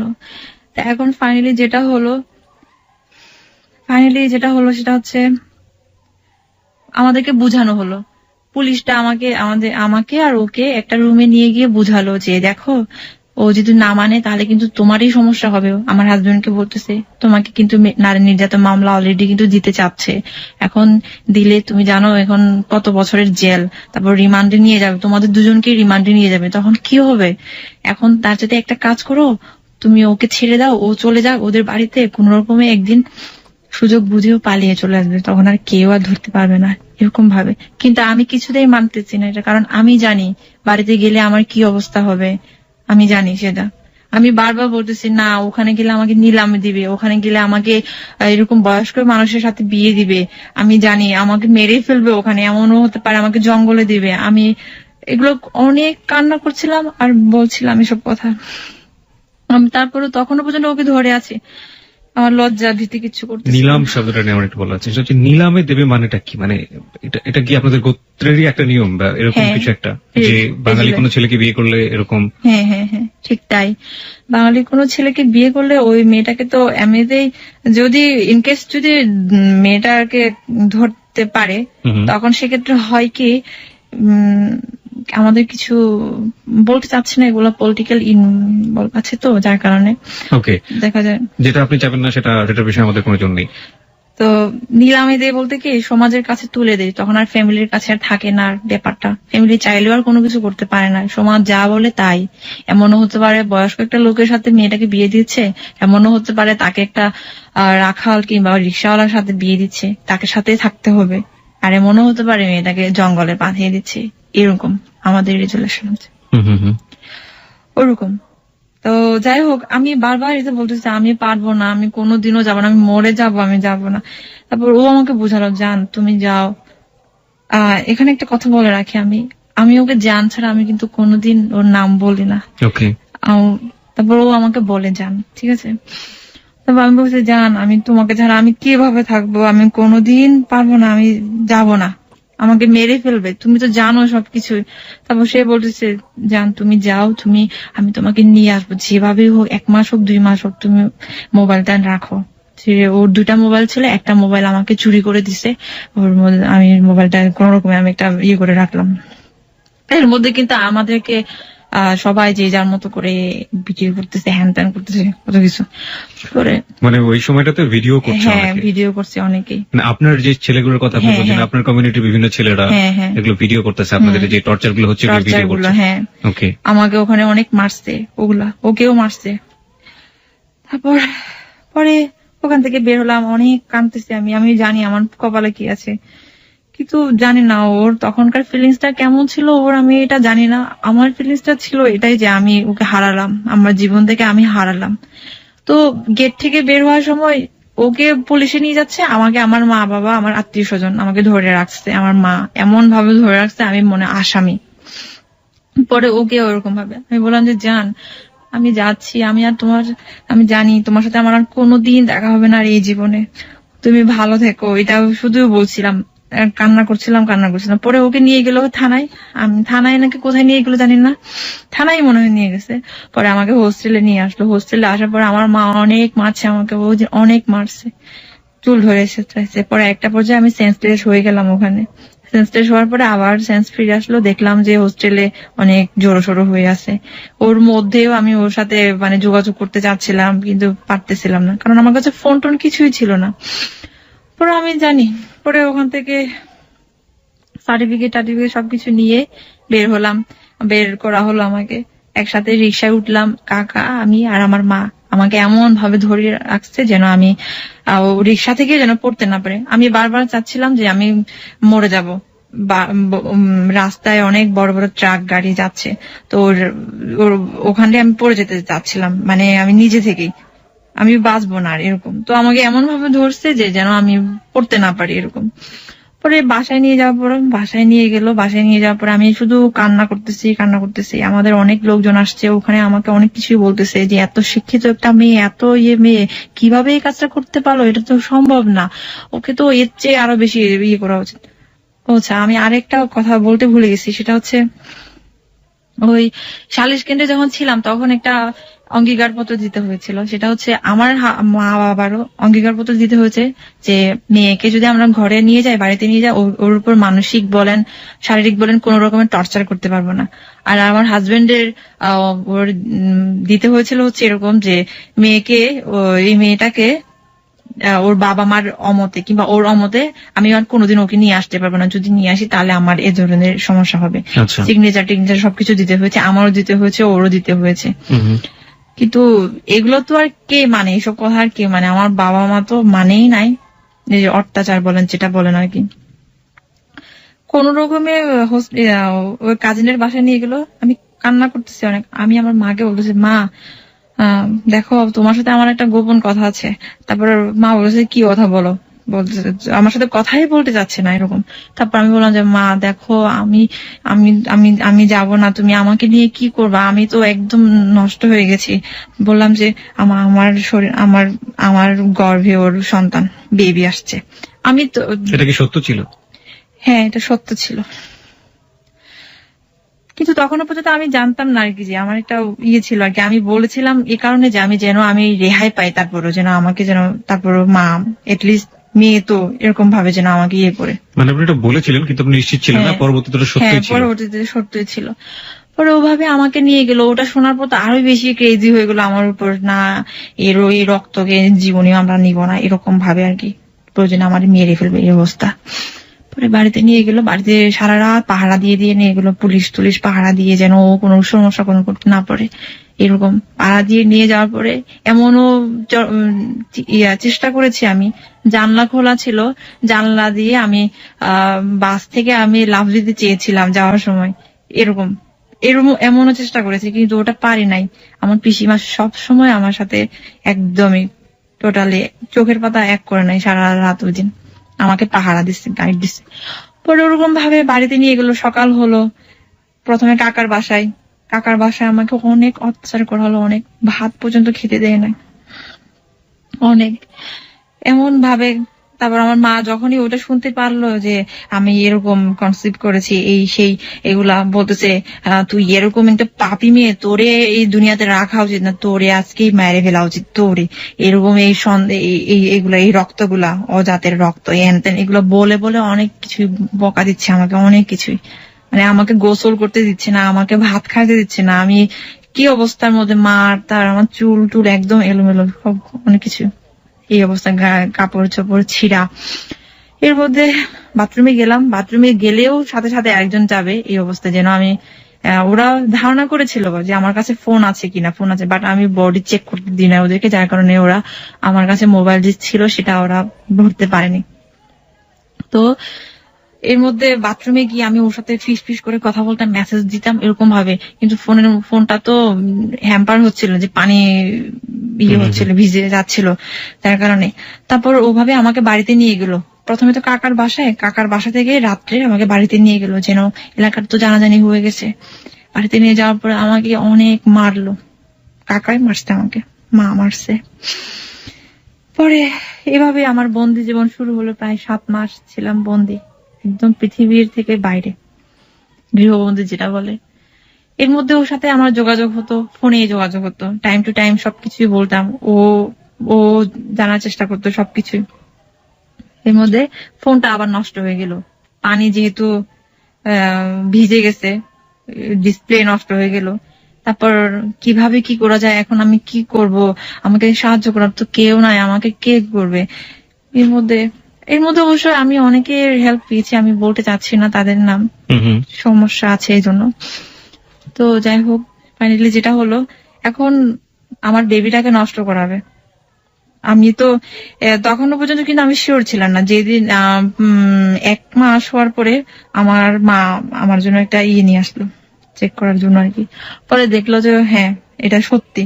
এখন তো আমি আরো বেশি হয়ে গেলাম, ইমোশনাল হয়ে গেলাম। আমি কোন রকমে কোনোদিনও না, তারপর কোনোদিনও না। ও আমাকে বলতেছে না তুমি এটা কোনোদিন নষ্ট করো না, কোনোদিন না, যেভাবে পারো বুঝাও ওদেরকে, বলে পালিয়ে চলে আসবে হ্যান ত্যান এগুলো বলে বলে। তারপর আমিও আমার মাকে বুঝালাম, মা আমি বাঁচবো না। এখন আমার মা কি করেছে, এমনও দিন গেছে আমাকে পেটে লাথি দিছে শুধুমাত্র ওটার জন্য যে একটা অজাতের রক্ত আছে তোর গায়ে, এইভাবে বলে বলে। পরে আমাকে অনেক লাথি দিত, মা পেটে লাথি দিত যেন আমি করি। পরে আমার বাবাকে আমি বলেছি, আমার বাবাকে পর্যন্ত বলেছি নির্লজ্জের মতো, বাবা আমার শরীরে তো ওরই রক্ত আছে, আমাকে ছেড়ে দাও না, আমার ভবিষ্যতে আমি নিজে গড়বো, আমি চলে যাব ওর কাছে। কিন্তু বলে কি না, তোরে এখানে রাখবো, এখানে রাখা তোরে আরেকটা ছেলের সাথে বিয়ে দিব, ব্যাস এটা হচ্ছে কথা। এখন আর কিছু নাই। আমার পিসিমাকে অনেক বলেছি, পিসিমাও কোন রকমে কেউ রাজি হয় না। ইভেন ওর সাথে পর্যন্ত ফোনে কথা বলা হয়েছে, পিসিমা ওর সাথে অনেকক্ষণ, প্রায় আধা ঘন্টা 1 ঘন্টা কথা বলেছে ওই বিষয়টা নিয়ে, যেন বাচ্চাটাকে নষ্ট না করে, এগুলা নিয়ে। পরে যেটা হলো, আমাকে তো আমার মা একটা করলো, বুদ্ধি করলো, যেটা হচ্ছে তুই কি আমাদের ঘরে থাকবি নাকি সমাজে চলে যাবি। সমাজে যদি তুই যদি বাচ্চাটাকে রাখতে চাস তাহলে তুই সমাজে চলে যাইতে, মানে মোট কথা হচ্ছে নিলামে দিবে তখন। আর যদি তুই বাচ্চাটা নষ্ট করিস তাহলে তখন কিন্তু তুই আমাদের কাছে থাকতে পারবি। ব্যাস, এখন তুই কোনটা চাস বল, তুই কি তোর জীবনটা চাস নাকি তুই বাচ্চাটা চাস। এখন আমি বলি আমি আমার বাচ্চাটাকে আমি যেভাবে পারি আমি ওটাকে আমি করবো যেভাবে পারি। এর মধ্যে কিন্তু আমাকে অনেক জায়গায় নিতে চেয়েছিল আমার মা, ম্যাটারনিটি হসপিটালে, এটা ওয়াশ করার জন্য, বাট আমি করি নাই। যাই হোক, পরে সেও আমাকে ফোনে কন্টিনিউ বলতেছে, না তুমি এটা কোনোদিন করবে না, এটা করলে কিন্তু তোমার ভবিষ্যতে সমস্যা হতে পারে, ফিজিক্যালি অনেক কিছু, কোনোদিন এমন হতে পারে তুমি আর কখনো মা হতে পারবে না এমনও। তারপর আমি ওগুলো শুনে আরো বেশি ভয় পেয়ে গেছি। পরে আমার মা তো নাছর বান্দা, যেভাবে পারে আমার কাকা আসতেছে, কাকা এসে আমাকে মারতেছে, গায়ের উপর হাত দিচ্ছে। আমি ওদেরকে বলার পর্যন্ত পাচ্ছি না যে তোমরা তো অঙ্গীকার পত্র দিয়ে আসছো, কেন তোমরা আমাকে আমার গায়ে হাত দিচ্ছ। এখন আমি যদি পুলিশের কাছে ফোন করি তাহলে তো তোমরা এই কেসে পড়বা, এইগুলা পর্যন্ত বলেছি আমি। পরে আমার মা বলেছে ওগুলা কিচ্ছু ছিল না, ওগুলো একটা অভিনয় ছিল, জাস্ট কিছুই না, তোকে নিয়ে আসার জন্য তোরে মারবো না। বারবার একটা জিনিস আসছে, সেটা হচ্ছে মার কথা আসছে, মানে যেখানে আসলে বাবার থাকার কথা সেখানে মা। অ্যাকচুয়ালি আমাদের ফ্যামিলিতে আমার মাটাই একটু বেশি, মানে আপনাদের কমিউনিটিতে মাটাই প্রাধান্যটা বেশি। আমাদের কমিউনিটি বলতে কি, মানে এক একজনের ফ্যামিলি এক এক ধরনের, আমাদের ফ্যামিলিতে হচ্ছে আমার মা একটু প্রাধান্য বেশি আর কি। তো যাই হোক, বাবাও আছে কিন্তু বাবা একটু শান্তশিষ্ট, আমার মা বেশি ক্রেজি, একদম অনেক বেশি এক্সাইটেড। তো যাই হোক, যেটা হোক, উনিও অনেক মানুষের সাথে মিশে সমিতি করে, এই জন্য হয়তো বা অনেক এরকম আমার মা। তো যেটা হচ্ছে ফাইনালি আমার জন্য একটা ওষুধ নিয়ে আসলো, গাইনোকোসিড নামে একটা ওষুধ নিয়ে আসলো। ওটা ওদের সামনে আমাকে খেতে হলো, বিশ্বাস করে না যে আমি খাবো কিনা, এটা ওদের সামনে আমাকে খেতে হলো। তো আর কি করা, সব শেষ, যেটুকু আশা ছিল সব শেষ। পরে ওভাবে আমাকে গ্রামে পাঠালো, গ্রামের জঙ্গলের মধ্যে থেকে আমি ওকে ফোন দিতাম, ফোন দিয়ে ওর সাথে কথা হতো। এর মধ্যে 2-3টা ফোন আমি আমার কাছ থেকে কেড়ে নিয়েছে, যেভাবে হোক পেয়েছে। তারপরে এর মধ্যে আমি আবার ম্যানেজ করেছি, এগুলো আমি বলতে চাচ্ছি না কিভাবে ম্যানেজ করেছি, এগুলো কারণ সমস্যা আছে এই জন্য। পরে গ্রামে যাওয়ার পরে ওখানে আমাকে প্রায় 1 মাসের মতো রাখছিল। গ্রামে ইচ্ছে করে গ্রাম থেকে নিয়ে আসে না। গ্রামে তো কোনো নেটওয়ার্ক নেই, কোনো কিছু নেই, যেন আমি ওর সাথে যোগাযোগটা করতে না পারি। আর এগুলা ওকে যেন ভুলে যায়। ওখানে গিয়ে ওকে আমি চিঠি পাঠাতাম, অনেক বড় বড় করে চিঠি পাঠাতাম, কুরিয়ারে করে চিঠি দিতাম অনেক ওর প্রতি। কিন্তু ও জানি কেমন জানি হয়েছিল, প্রথম দিকে ও ভালো হয়েছিল, যোগাযোগটা ভালো করছিল, কিন্তু শেষের দিকে এসে সে কেমন জানি একটু খাপছাড়া হয়ে গেল। আমি ওকে আর আগের মতো করে আর পাচ্ছি না। ও একটু আমাকে অ্যাভয়েড করা শুরু করলো। তখন তখন আমার অনেক বেশি কষ্ট হতো, আমার মনে হতো আমি আর বাঁচবো না। এত এত কিছু করলাম, আজকে সে আমার সাথে এরকম করছে। পরে যাই হোক ওভাবে আসছি, আসার পরে ফাইনালি যেটা হলো অগাস্ট সেপ্টেম্বর, হ্যাঁ অগাস্টে আমি ওর সাথে কথা বলতেছিলাম দুপুরের দিকে। তো আমার ছোট ভাইটা এসে আমাকে দেখলো যে আমি কথা বলতেছি, পিছন থেকে আমাকে এত বড় একটা লাকড়ি আছে ওই যে চুলা জ্বালায়। আপনার ছোট ভাইয়ের বয়সের ডিফারেন্স কত আপনার সাথে? 10 years। আপনার চেয়ে 10 বছরের ছোট। তো আমাকে পিছন থেকে এমন জোরে মারলো, আমি একদম পড়ে গেলাম। কিন্তু আমি মোবাইলটা হাত ছাড়া করে নাই। ও শুনছে কিন্তু আমার একটা কিছু হয়েছে, মানে আমার হাজবেন্ডও শুনেছে। এর মধ্যে তো আমাকে মারলো, আমি মোবাইলটা কিছুতেই হাত ছাড়া করে নাই। কি করছে, মোবাইলটা আমি আমার জানলা থেকে আমি পুকুরে ফেলাই দিচ্ছে। পুকুর একটা ছিল পাশে, পানি, ওখানে ফেলে দিচ্ছি, তারপরে যেন না দেখে। ওই জন্য আমাকে অনেক মারছে, আমার ভাই এত মারছে। পরে আমি কি করলাম, আমার জীবনটা রেখে কি করব। আমি ওই দিন আমাদের বিষ ছিল, ইঁদুর মারার বিষ ছিল, ওই ইঁদুর মারার বিষ খেয়েছি যে মরে যাব আজকে। ইঁদুর মারার বিষ খাওয়ার পরে আমি বমি করছি, সাথে সাথে আবার সেন্সলেস হয়ে পড়ছি। সেন্সলেস হওয়ার পরে আমি আর জানি না কি হয়েছে। পরে যখন সেন্স ফিরে আসলো তখন দেখলাম আমি হসপিটালে, আমাকে ওয়াশ করাচ্ছে। এত কষ্ট হচ্ছিল যখন আমাকে ওয়াশ করাচ্ছিল। তো ওয়াশ করানো হলো, ওখানে হসপিটালে 2 দিন ছিলাম। 2 দিন রাখলো আমাকে। অনেক মানুষ অনেক কথা বলছে, নিন্দা করছে, এটা তো স্বাভাবিক। যারা নিন্দা করছে তারা তো সবাই আপনার গোত্রের, আমাদেরই গোত্রের মানুষ। একজন মানুষও কি আপনার পাশে দাঁড়ায়নি? আমার না, আপনাদেরই গোত্রের কেউ না, নট এ সিঙ্গেল পার্সন। শুধু একজন ছিল, উনি আবার ঢাকার টেক্সটাইল ইউনিভার্সিটির প্রফেসর। উনি বলছিল যে ওকে ছেড়ে দিন না, ওর জন্য তো খারাপ লাগতেছে আমার, ও বেচারি, ও তো মরেই যাবে, ওকে ছেড়ে দিন, যাকে ভালোবাসে তার। উনি বলছিল শুধুমাত্র। এই কথা শোনার পরে আমার কাকা বলে কোনো দিনও না, ওকে মেরে ফেলা হবে, তারপর মরে যাক, তারপর ও ছেলের কাছে যাবে না। তারপর আমার মা বলে ওরকম একটা ছেলের সাথে আমার মেয়েকে দিব কোনো দিনও না, যে ছেলে কিনা এইগুলা করে রাস্তার ফকিরের মতো করে ফেরিওয়ালা করে করে বেড়ায়, তার সাথে দেখতে কেমন, হ্যান ত্যান কত কিছু বলতো, আমাকে বলতো। আমার এগুলো শুনে আমার অনেক কষ্ট হতো, আমি অনেক কান্না করতাম, প্রতিবাদও করতে পারতাম না। শুধু বলতাম যে আমি ওকে অনেক ভালোবাসি, তোমরা যতই যাই বলো না কেন, কোনো দিনও না। এর মধ্যে ওকে আবার কেস করতে চেয়েছিল ওখান থেকেই। তা আমি বলেছি, আমাকে অনেকবার কনভিন্স করানো হয়েছিল, আমি বলছি কোনো দিনও না, আমাকে মেরে ফেলো, তারপর তোমরা ওকে কেস করতে পারবে না। শুধুমাত্র আমার কারণে কেস করতে পারে নাই, নাহলে কিন্তু কেস হয়ে যেত ব্যাপারটা। তাহলে পরে এর মধ্যে আমাকে হসপিটাল থেকে বাড়িতে নিয়ে আসা হলো। ও জানে এগুলা সব, আমার মানে শুভাকাঙ্ক্ষী আর কি, সে ওকে মেসেজ করে পাঠাইছে দিদির এই অবস্থা, এগুলা ও জানে এগুলা সব। এর মধ্যে আমি ওকে বললাম যে দেখো আমার আর এখানে থাকা সম্ভব না, তুমি আমাকে কবে নিয়ে যাবা। ও আমাকে এই মাস ওই মাস বলে বলে ওভাবে রাখতে রাখতে ফাইনালি যেটা বলছে, ডিসেম্বর ছাড়া আমি তোমাকে নিয়ে আসতে পারছি না। আপনি যাকে বিয়ে করলেন সে? তারপর আমি বললাম ডিসেম্বর পর্যন্ত আমি কিভাবে থাকবো। এর মধ্যে আমাকে আর একটা বয়স্ক একটা লোকের সাথে আমার বিয়ে ঠিক করেছে, যে কিনা সুইজারল্যান্ডে থাকে। সে কি আপনাদের কমিউনিটির? হ্যাঁ, আমাদের কমিউনিটির ছিল, কিন্তু বয়সে অনেক ডিফারেন্স, অনেক।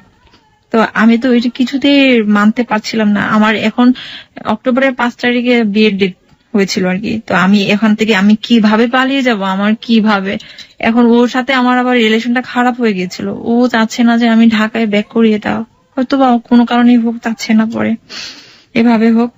তো পরে যাই হোক, ও ও চাচ্ছিল না আপনি ঢাকাতে ব্যাক করেন, হয়তো বা কোনো কারণে আর কি। আচ্ছা ঠিক আছে। কিন্তু আমি তো জানি আমি কি অবস্থায় আছি। আমি বলছি তুমি চাও বা না চাও, আমার এখানে আর প্রাণে বাঁচার দায় হয়ে গেছে। আমার এখানে আর কেউ না, আমার মাও নেই আমার কাছে। পরে যে মা আমাকে আদর করতো সেই মা আমাকে কোনোদিনও আর ভাত খাইতে ডাকেনি, কোনোদিনও না। আমি মানে মানুষ কুকুর পাললেও কুকুরকে অনেক বেশি ইয়ে করে, আমি ওরকম ছিলাম ফ্যামিলিতে, এত ফেলনা ছিলাম। পরে যেটা হলো,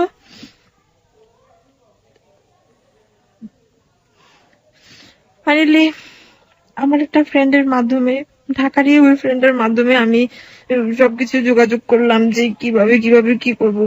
এমন আমার হাজবেন্ড এটা বলেছে যে তুমি যদি ঢাকায় আসো তাহলে আমি কিন্তু তোমার মাকে বলে দিব যে তোমার কাছে মোবাইল আছে, এটা আমি বলে দিব। আমি এটা শোনার পর তো আমি একদম বেশি হয়ে গেছিলাম যে কিভাবে সে এই কথাটা বলতে পারলো। কিন্তু আমি জানি ওখানে আমার পক্ষে আর থাকা সম্ভব হচ্ছে না, আর সম্ভবই না। ওখানে থাকা মানে হচ্ছে মৃত্যু, আর কিছুই না। পরে আমি আসলাম, যেভাবে হোক একটা দিন আসলো। আমি সময় খুঁজতেছিলাম, সুযোগ খুঁজতেছিলাম, আমি কিভাবে আসবো। এর মধ্যে আমার বাবা মা যদি অফিসে চলে যায়, আমি এই সুযোগগুলো খুঁজতেছিলাম। আমি ওরকম ভাবে একটা দিন আসলো, সময় আসলো যে অনেক কিছুই আছে, অনেক কিছুই। পরে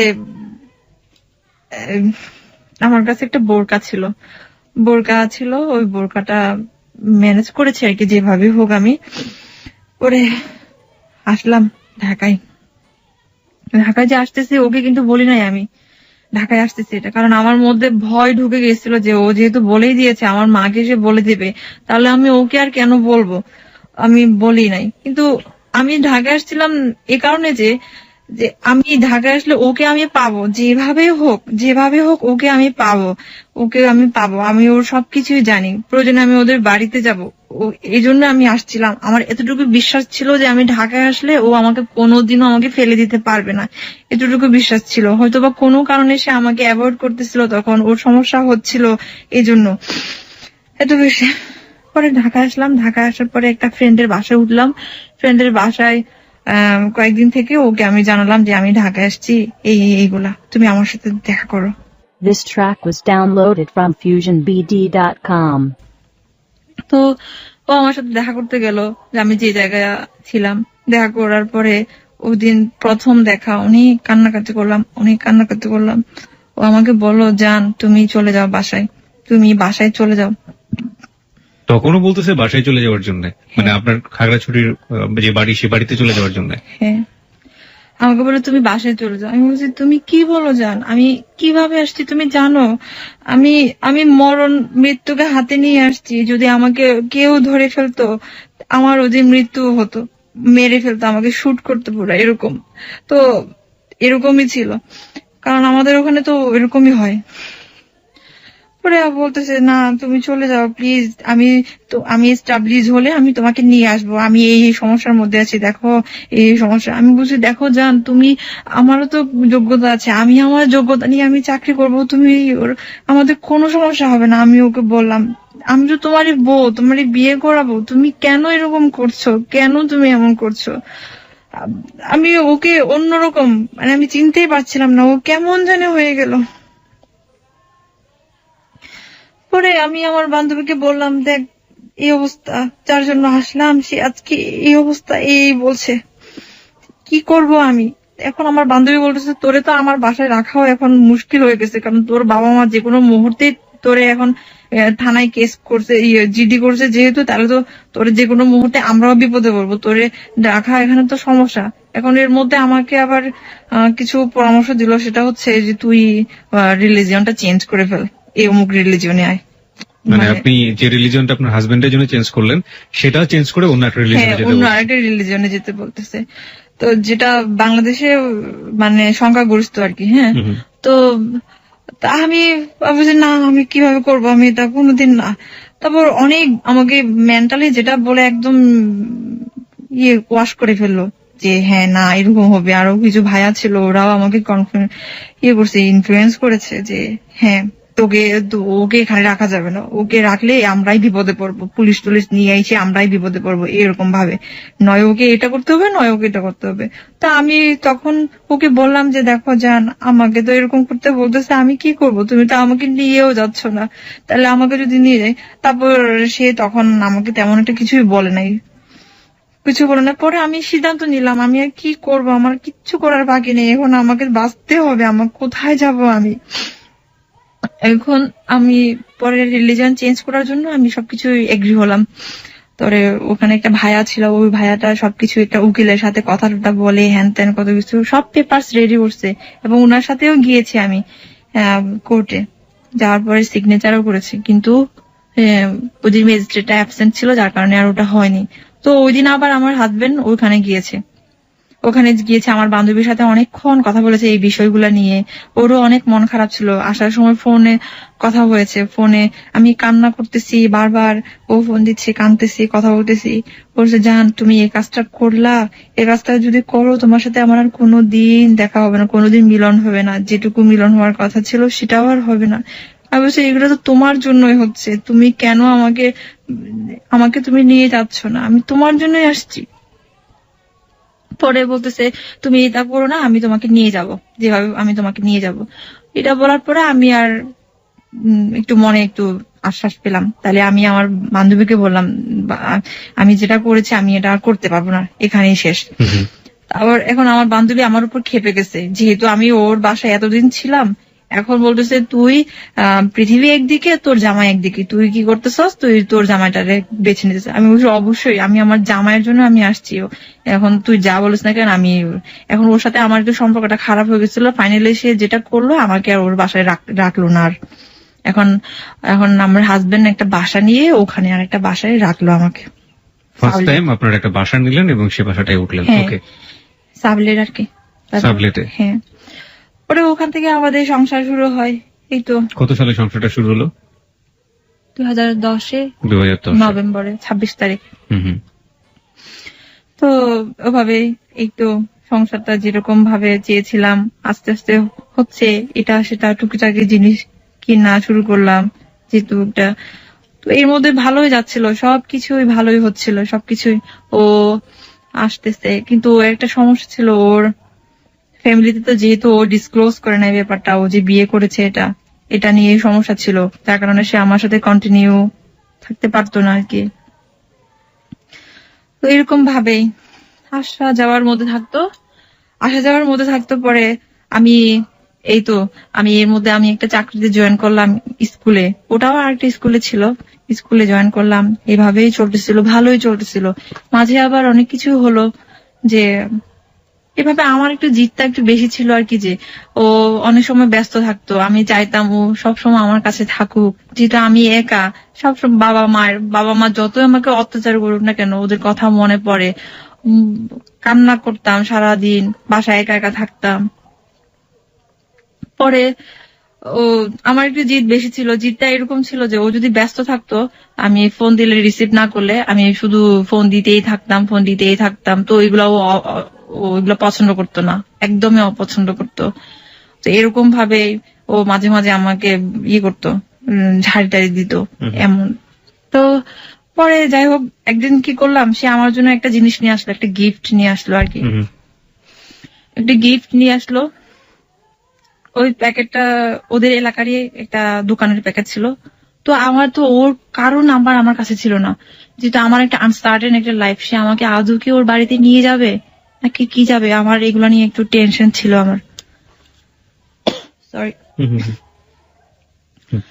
পরে আনসার্টেন, তো আমি কি করলাম, ওই নাম্বারে ফোন দিলাম, ওই নাম্বারে ফোন দিয়ে বললাম যে এটা কি অমুক জায়গা, বললো যে হ্যাঁ অমুক জায়গা। এটা কি অমুক দোকান? বলছে হ্যাঁ অমুক দোকান। আচ্ছা, তারপর আমি ডিটেলস বললাম, ওর ভাই সম্পর্কে তো জানি, এই জন্য ভাইকে বলার পরে সে বলছে হ্যাঁ হ্যাঁ চিনি তো, উনি তো খুবই মান্যজন একজন মানুষ এলাকার, এরকম। তো তা আমি বললাম যে এরকম ওনার ভাই আমাকে এভাবে বিয়ে করে রেখেছে একটা জায়গায়, এখনো পর্যন্ত আমি এরকম অসহায়ের মধ্যে আছি, আমাকে প্লিজ একটু হেল্প করেন। আমি এগুলো অবশ্যই বলেছি, যা করে সে এগুলো পরে শুনতে পারছে। পরে শোনার পরে সে আমার উপর অনেক বেশি খেপে গেছে, অনেক বেশি, অনেক বেশি খেপে গেছে, এই কারণে যে কেন আমি এগুলা ওর অবদ্ধ হয়ে এগুলা করলাম। তারপর আমি আবার পরে আবার সরিও বলছি, ঠিক আছে আমি আর কোনোদিন এগুলা করবো না কোনোদিন। তারপর আমার এভাবেই চলতো, এভাবে তো দেখা যায় ও 2 দিন 3 দিন ফোন অফ থাকতো, ফোন দিত না আমাকে, এরকম ভাবে আমার আরো বেশি টেনশন হতো, আরো বেশি। এখন এর মধ্যে আমি ওই ওর একটা ফ্রেন্ডের নাম্বার আমার কাছে ছিল আর কি, হ্যাঁ, ওর ফ্রেন্ডের সাথে আমি যোগাযোগ করলাম। তো ওর ফ্রেন্ডটা আমাকে বললো আর কি, যে অনেক কিছুই বললো ওর সম্পর্কে, আমি এগুলা এখন একটু বলতে চাচ্ছি না, বললো। তারপর এগুলো শোনার পরে আমার তো আরো বেশি, একদম বেশি টেনশন হয়ে গেল। তা আমি বললাম যে দেখো তুমি কি আমাকে তোমাদের ফ্যামিলিতে কখনোই স্টাবলিশ করতে পারবে না? সে বলতেছে তুমি একটু ওয়েট করো না, তুমি দেখো না কি হয়, দেখো কি হয় দেখো। আমি বলছি আমি আর কত দেখবো, আমি তো দেখতেছি, দেখতে দেখতে তো এতদিন চলে গেল, আজকে প্রায় তখন কিন্তু 1 বছর হয়ে গেল আর কি, হ্যাঁ 1 বছর হয়ে গেছে। তারপর এরকম ভাবেই ভালোই যাচ্ছিল, আবার দিনকাল সবকিছু ভালো যাচ্ছিল। তারপর ও যা বলতো আমি তাই শুনতাম, ইভেন আমার অনেক ভালো ভালো জায়গায় চাকরিও হয়েছিল, কিন্তু ও চাকরি করাটা পছন্দ করতো না, যার কারণে আমি চাকরি ওগুলা ছেড়ে দিয়ে আসছি, চাকরি করি নাই। এরকম ভাবে মানে টোটালি ক্যারিয়ারে আমি কোনো কিছু করতে পারি নাই আমার ইয়ে নিয়ে, কিচ্ছু নাই, যেহেতু আমার আবার মেন সার্টিফিকেট নেই আমার কাছে। আসার সময় আমি এগুলো কিছুই নিয়ে আসতে পারিনি, আমার অরিজিনাল সার্টিফিকেট সব ক্রপ করে রাখছে আমার বাবা মা, কিছুই নিয়ে আসতে পারিনি আমি। এরকম শুধুমাত্র ফটোকপি নিয়ে আসছিলাম, ফটোকপি ছিল আমার কাছে ওগুলা নিয়ে, কিন্তু মেন সার্টিফিকেট আমি নিয়ে আসতে পারিনি। তো যার কারণে ওটা আমার একটা উইক পয়েন্ট, আমি ভালো জায়গাতে আমি ট্রাই করতে পারছি না, ইচ্ছা থাকা সত্ত্বেও, আমার যোগ্যতা থাকা সত্ত্বেও।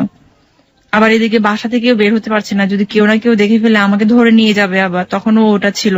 এখনো তো আপনাকে এক ধরনের হিডেন ওয়ার্ল্ডই থাকে এরকম এখনো তো অবশ্য আছে, এখনো কিছু কিছু জায়গা আছে রেস্ট্রিক্টেড জায়গা, আমি ওগুলাতে এখনো যেতে পারি না আর কি। তো ওরকম ভাবেই চলতেছিল ভালোই। এপ্রিলের 14 তারিখে আমরা এতে গেলাম 2011-তে, ফ্যান্টাসিতে আমাকে নিয়ে গেল ও, তখন প্রথমবারের মতো আমাকে সে ঘুরতে নিয়ে গেল, এরকম ভাবে। এভাবে ভালোবাসা ভালো লাগা সবকিছুই ঝগড়া এটা সেটা হতো এর মধ্যে, অনেক কিছুই। তারপর আবার আমরা বাসা চেঞ্জ করলাম, বাসা চেঞ্জ করে আরেকটা বাসায় গেলাম। এখন যে বাসা আছে আপাতত এখানে 1 বছর হয়ে গেছে, গত বছর জুনে আমরা উঠেছি আর কি, এবছরই 1 বছর হয়ে গেল। মাসির কথা না বললেই না, উনি এখন আমার মায়ের মতো, এখন উনি আমাকে নিজের মেয়ের মতো করেই দেখে আর কি। উনি জানেন সব স্টোরি? হ্যাঁ উনি সবই জানেন, উনি সবই জানেন। উনি কি আপনাদের কমিউনিটির নাকি আলাদা? উনি আমার হাজবেন্ডের কমিউনিটি আর কি, মানে ওকে। তো যাই হোক উনি সবকিছুই জানে, উনি আমাকে নিজের মেয়ের মতো করে আশ্রয় দিল, একদমই নিজের মেয়ের মতো করে। যেহেতু আমার হাজবেন্ড সবসময় আসতে পারে না, আমাকে সবকিছুই দেখাশোনা দেখভালো যেটা বলে সবকিছুই করে উনি, সবকিছুই। তো ফাইনালি যেটা হলো, আমার হাজবেন্ড আস্তে আস্তে আমার কাছ থেকে একটু ডিটাচ হচ্ছে। আমি বুঝতেছি ব্যাপারটা কেন হচ্ছে, এটাও আমি তখনও আমি বুঝতে পারিনি, অ্যানালাইজ করতে পারিনি। তবে এখন আমি বুঝতে পারি আমারও কিছু লেকিংস ছিল কিংবা আছে এখনো পর্যন্ত, যার কারণে সে আমার কাছ থেকে আজ অনেক দূরে। ল্যাকিংস বলতে আপনি কি ধরনের ল্যাকিংস বলছেন? আপনার ল্যাকিংস যেহেতু আপনি বোঝেন সেই জন্যই আপনাকে জিজ্ঞেস করেন। আমার লেগিংস বলতে কি, ওই যে বললাম আমি একটু একরোখা টাইপের, জেদ টাইপের। আমার যেটা একবার জেদ চাপ করে সেটা আমার করতেই হবে, করতেই হবে। এমনও গেছে যে ও আসতে পারবে না। তো আমার হচ্ছে কি, আমি একটু বেশি ইমোশনাল, যেমন আমি ওকে অনেকটুকু ভালোবাসি, তো ওর প্রতি আমার রাগও একটু বেশি।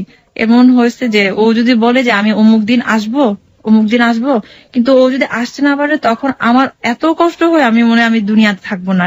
কারণ ওর জন্য আমি এত রান্না করতাম, মানে ও যা যা পছন্দ করে সবকিছু রান্না করতাম, রান্না করে ওর জন্য সারা রাত জেগে বসে থাকতাম যে আসবে ও বেসিক্যালি তো রাতেই আসে, কারণ আস্তে আস্তে অনেক দেরি হয়ে যায়, দূরে থাকে যেহেতু। তো ওর জন্য অনেক পছন্দ জিনিসপত্র রান্না করে রাখতাম।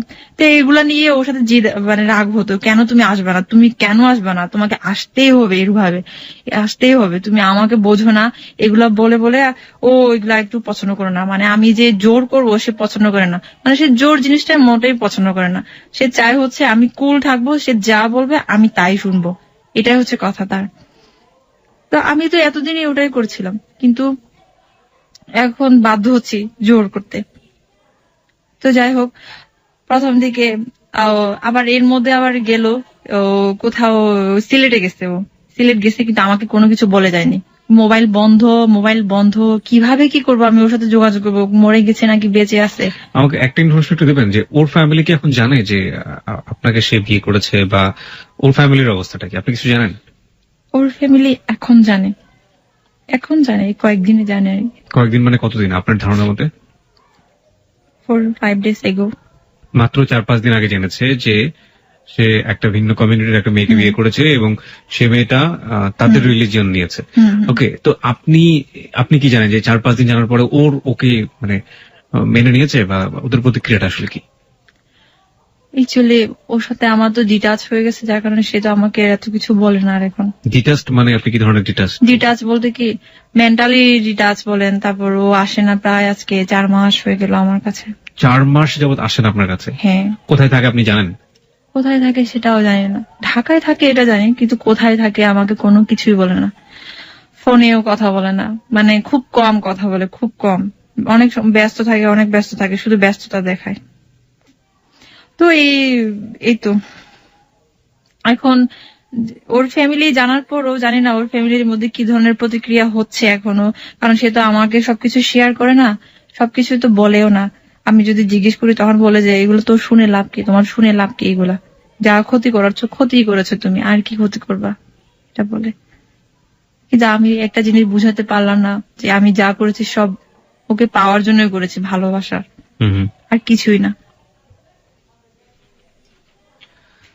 ওকে, আপনার স্টোরিটার আমরা আসলে যে জায়গাটায় দাঁড়াই আছি, আমার মানে মনে প্রাণে বিশ্বাস যে আপনার হাজবেন্ড আজকে আপনার গল্পটা শুনেছে এবং সম্পূর্ণরূপে শুনেছে। আমাদের বিশ্বাস এটা যে উনি শুনেছেন, এবং আমরা এটাও বিশ্বাস করি যে যেহেতু আপনি তাকে অনেক অনেক বেশি ভালোবাসেন এবং সেও আপনাকে অনেক অনেক বেশি ভালোবাসে, সুতরাং আমাদের বিশ্বাস যে সে আমাদের সাথে আজকে এই পর্যায়ে একটা সংবাদ রয়েছে, আমরা জানি এবিসি সংবাদ, এবং সংবাদের পর আমরা চেষ্টা করব, আমাদের বিশ্বাস যে সে আমাদের সাথে যোগ দেবে ফোনে, এবং দেখা যাক শেষ পর্যন্ত সে আমাদের সাথে ফোনে যোগ দেয় কিনা, কারণ আমাদের বিশ্বাস সে আমাদের স্টোরিটা শুনেছে এবং সেল নাম্বারও আমাদের কাছে আছে, এবং আমরা ওনার হাজবেন্ডের সাথে যোগাযোগ করার চেষ্টা করব।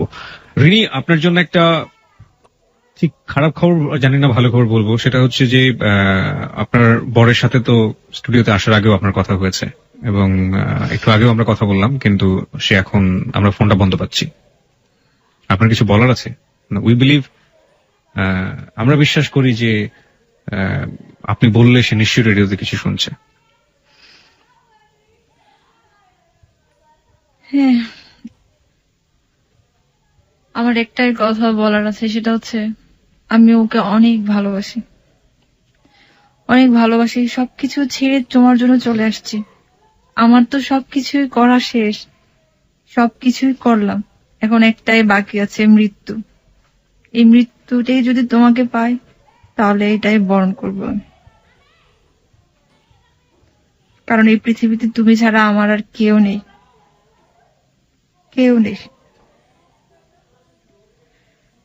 তোমার জন্যই সবকিছুই করেছি, জাত কুল ধর্ম সব, ইভেন আমার বাবা মার জন্য এখনো খারাপ লাগে না যতটা তোমার জন্য খারাপ লাগে। তুমি আজকে 4 মাস হলো আমাকে রেখে চলে গেছো, জানি না কোথায় আছো, কি অবস্থায় আছো, কোনো কিছু বলো না। জানি আমার অনেক অপরাধ আছে, অনেক অপরাধ, অনেক অনেক কিছুই।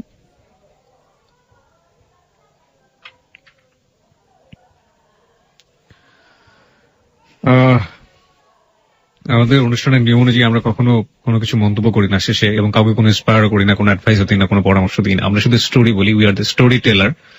আমরা গল্প বলি, এবং গল্পের অনুভূতির জায়গা থেকে আপনি যা নিলেন সেটা একান্তই আপনার। আর এই অনুষ্ঠানটার নাম হ্যালো 8920। রিনির উদ্দেশ্যে আমাদের শুধু একটা কথাই বলার আছে, যে কি বলবো আমি ঠিক জানি না, মানে কিছুই বলার নেই। সে তার হাজবেন্ডের উদ্দেশ্যে যা বলেছে সেগুলো আমাদের বিশ্বাস সে শুনেছে। তার হাজবেন্ডের সাথে আমরা অনেক চেষ্টা করেছি কথা বলার জন্য, এবং ফোন করেছি অনেকবার, কিন্তু আমরা ফোনটি একটু আগে খোলা পেয়েছিলাম, কিন্তু এখন বন্ধ পাচ্ছি। যাই হোক, রিনির স্টোরিটা এখানেই শেষ, বাকিটুকু আপনার হাতে থাকলো, এবং আমরা হ্যালো 8920টা শেষ করতে চাই আরেকটু সময় নিয়ে। বেশ কিছু কল যেগুলো আমরা ফোন পেয়েছি, সেগুলো নিয়ে সেগুলো বাজিয়ে শেষ করতে চাই। রিনি, আপনি অনেক ভালো থাকবেন। আপনার জন্য হ্যালো 8920 যারা শ্রোতা, আমি জানি অনেক কল আসবে আপনার জন্য, তাদের সবার পক্ষ থেকে আপনার জন্য অনেক অনেক দোয়া। আপনাদের সবার আমার জন্য দোয়া করবেন, যে উদ্দেশ্য নিয়ে আমি ঢাকা শহরে আসছি সেটা যেন হয়। জানি না আমার ফিউচার কি আছে, সবকিছু আনসার্টেন, সবকিছুই। শুধু এটুকু জানি যে ও ছাড়া আমি অচল, ও ছাড়া আমার এই পৃথিবীতে আর কেউ নেই। হয়তো মৃত্যুকেই আমাকে বেছে নিতে হবে, আর কিছুই না। এই প্রথম অনিয়ারে বসে রাত 2:12 বেজেছে এবং আমি টের পাইনি। আমরা আজকে রিনির গল্প শুনেছি এবং রিনির গল্পটা এত মনোযোগ দিয়ে কে শুনেছেন ঠিক জানি না, পুরোটা সময় জুড়ে আমি রিনির গল্পটা এত মনোযোগ দিয়ে শুনছিলাম। এবং আজকের অনুষ্ঠানটা কিভাবে শেষ হবে সেটা নিয়ে আমার প্রচন্ড প্রচন্ড প্রচন্ড রকম চিন্তিত, কারণ এই জায়গাটায় এসে আমরা পুরো রিনির গল্পটা শুনেছি এবং একইভাবে আমার হাতে এখনো প্রায় 60 থেকে 70টা কল, রেকর্ডেড কল আছে, যেগুলো বাজানোর জন্য আমি সিদ্ধান্ত নিয়ে এসেছিলাম। কিন্তু অনুষ্ঠানটার প্যাটার্নটা এমন হয়ে গিয়েছে যে এই সময় এসে আমি আসলে ওই কলগুলো বাজানোর মতো এবং ওই কলগুলো বাজলে আসলে কারো ভালো লাগবেও কিনা সেটা নিয়ে আমি যথেষ্ট সন্দেহাতীত। রিনি চিটাগং ইউনিভার্সিটি থেকে মাস্টার্স পাস করেছে খুব ভালো একটা সাবজেক্টে। সে অনার্সে 2nd ক্লাস এবং মাস্টার্সে 1st ক্লাস। এত ব্রিলিয়ান্ট রেজাল্ট। সেই মানুষটা একটা মানুষকে লাভ করে তার নিজের গোত্র ত্যাগ করেছে। সেই মানুষটা একটা মানুষকে লাভ করে তার নিজের রিলিজিয়ন ত্যাগ করেছে। সেই মানুষটা একটা মানুষকে লাভ করে তার পুরো দুনিয়াটাকে ত্যাগ করেছে। সেই মানুষের সাথে একটু আগে আমরা কথা বলার চেষ্টা করেছিলাম এবং সেই মানুষটা আমাদের কথা দিয়েছিল সে তার সাথে কথা বলবে। আমরা তার জন্য অপেক্ষা করেছি এবং আমরা শেষ পর্যন্ত তার ফোনটা বন্ধ পেয়েছি। আমরা রিনিকে, আমরা যারা হ্যালো 8920 বন্ধু আছি এবং আমরা যারা এবিসির বন্ধু আছি, তারা বিশ্বাস করি যে রিনি কখনোই এমন সিদ্ধান্ত নিতে পারে না, রিনি কখনো নিজের কাছে হেরে যেতে পারে না, রিনি কখনো নিজের জীবনের কাছে হেরে যেতে পারে না। সে একটা শিক্ষিত মানুষ, সে একটা শিক্ষিত মেয়ে এবং সে সবকিছু ত্যাগ করে একটা মানুষের কাছে জীবনে আশ্রয় চেয়েছে। তার মা, তার পরিবার, তার সমাজ, রিলিজিয়ন, ধর্ম সবকিছু ত্যাগ করে একটা মানুষের কাছে আশ্রয় চেয়েছে। সেই মানুষটা সবার কাছে হেরে যাবে এটা তো হতে পারে না। সেই মানুষটা নিজের ভালোবাসার মানুষের কাছে হেরে যাবে এবং ভালোবাসার মানুষের কাছে হেরে যাওয়ার পরে নিজের জীবনের কাছে হেরে যাবে, তা তো হতে পারে না। আমরা অন্তত এই জায়গাটায় দাঁড়িয়ে আছি যে সে যদি তার নিজের ভালোবাসার মানুষের কাছে হেরে যায়, আমরা চাইবো না সে তার ভালোবাসার মানুষের কাছে হেরে যাক। সে যদিও তার ভালোবাসার মানুষের কাছে হেরে যায়, আমরা এক্সট্রিম চিন্তা করছি, তাহলে কি সে তার জীবনের কাছে হেরে যাবে? আমরা কোনোভাবেই এটা মেনে নিতে পারি না। আমরা আবার ফিরিয়ে নিয়ে এসেছি রিনিকে এবং রিনির কাছ থেকে আমরা আজকে এই কথাটা আদায় করতে চাই। আমরা বিশ্বাস করি এখন এই মুহূর্তে এবিসি লাখ লাখ শ্রোতা শুনছে এবং তাদের সবারই প্রাণের একটা দাবি যে রিনি একটু আগে যেটা বলেছিল যে সে হয় তার ভালোবাসার মানুষটিকে পাবে অথবা সে তার জীবনের কাছে হেরে যাবে। আমরা এটা মেনে নিতে পারছি না রিনি। এবং আপনি এত পড়াশোনা করেছেন, এত শিক্ষিত একজন মানুষ, আপনি স্কুলের একটা টিচার, আপনি বাচ্চাদেরকে ইন্সপায়ার করেন সবসময়, আপনি বাচ্চাদের শেখান এবং আপনি সবসময় বাচ্চাদেরকে বলেন মোটিভেশনাল কথাবার্তা। সেই মানুষটা কেন জীবনের কাছে হেরে যাবে রিনি? আমরা এবিসি শ্রোতা যারা আছে এই মুহূর্তে আমরা বিশ্বাস করি আপনি নিজের পায়ে দাঁড়াবেন, আপনার সেই যোগ্যতা আছে এবং দাঁড়িয়ে আপনি এটা প্রমাণ করবেন যে মানুষটির জন্য আপনি পুরো দুনিয়াটাকে সাইড করে দিলেন, পুরো দুনিয়াটাকে সাইড করে দিলেন, সেই মানুষটার কাছে আপনি হেরে যাননি।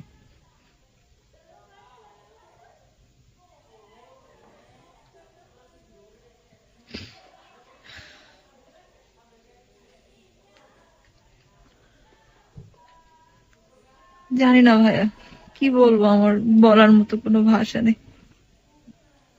কিন্তু আপনার কি মনে হয় না যে আপনি আপনার জীবনকে, মানে আপনি এত শিক্ষিত হয়ে এত কিছু হয়ে আপনি এই সিদ্ধান্তটা কেন নিচ্ছেন?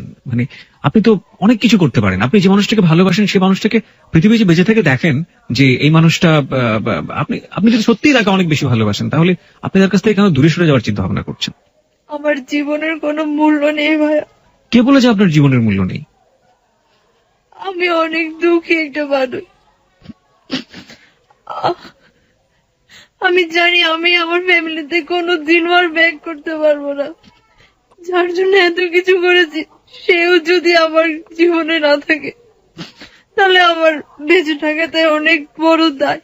না, কিন্তু আপনার কি এটা মনে হয় না যে মানুষটা আপনাকে এত কষ্ট দিল সেই মানুষটার সামনে আপনি স্বাবলম্বী হয়ে আপনি নিজের জায়গাটায় শক্ত থেকে আপনি সামনে একটা কেন সুন্দর ভবিষ্যৎ দেখতে পান না?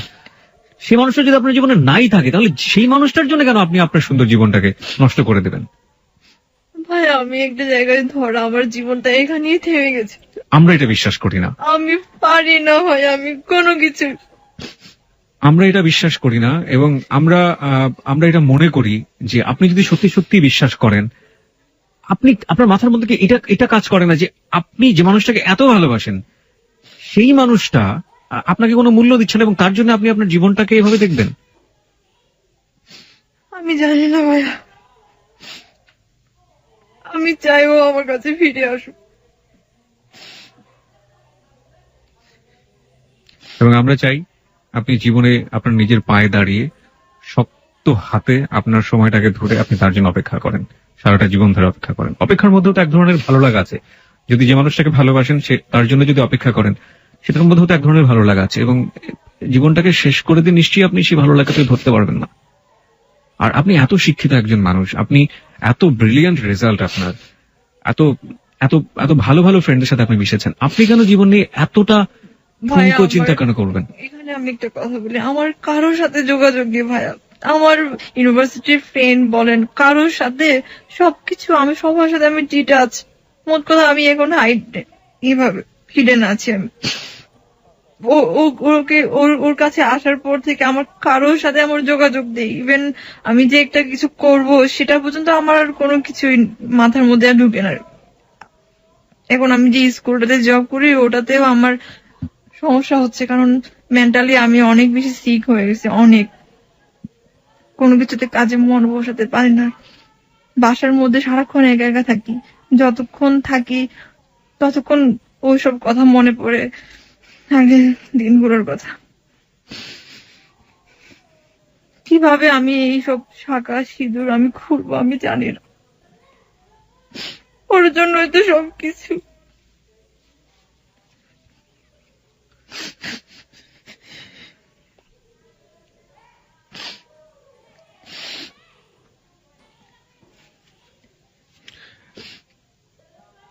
আমরা শেষ পর্যন্ত একই কথা বলে যেতে চাইনি। আপনি যে জায়গাটায় আছেন সেই জায়গাটা থেকে একজন মানুষ হয়তো বোঝাটা খুব কঠিন, কিন্তু আপনার মতো একজন শিক্ষিত মানুষ, আপনার মতো একজন যে একজন শিক্ষিকা, এবং যে একজন শিক্ষক, এবং একই সাথে যে এত বড় এডুকেশন নিয়েছে, এবং যে ছেলেটাকে সে এত বেশি লাভ করে, সেই ছেলেটা তার জীবনে এইভাবে লুকোচুরি খেলছে, সেই ছেলেটার জন্য সে জীবনটাকে নষ্ট করে দিবে, এটা একেবারেই অন্যায়, চরম অন্যায়। এবং আজকে আপনাকে লাখ লাখ মানুষ শুনেছে রেডিওতে, হাজার হাজার মানুষ আপনাকে শুনেছে। আমার মনে হয় যে এই হাজার হাজার শিক্ষিত মানুষ যারা আছেন বা শিক্ষিত মেয়ে যারা আছেন, তারা কিন্তু আপনাকে কোনোভাবেই ক্ষমা করতে পারবেন না। আমার কিচ্ছু করার নেই বাবা ভাইয়া, আমি একটা জায়গাতেই ধরা। আমি প্রথমেই বলে দিয়েছি, আমার বাবা মার জন্য যতটা না আমার কষ্ট হয়, তার জন্য আমার কষ্ট হয়। ওর কিছু হলে আমি কোনোদিনও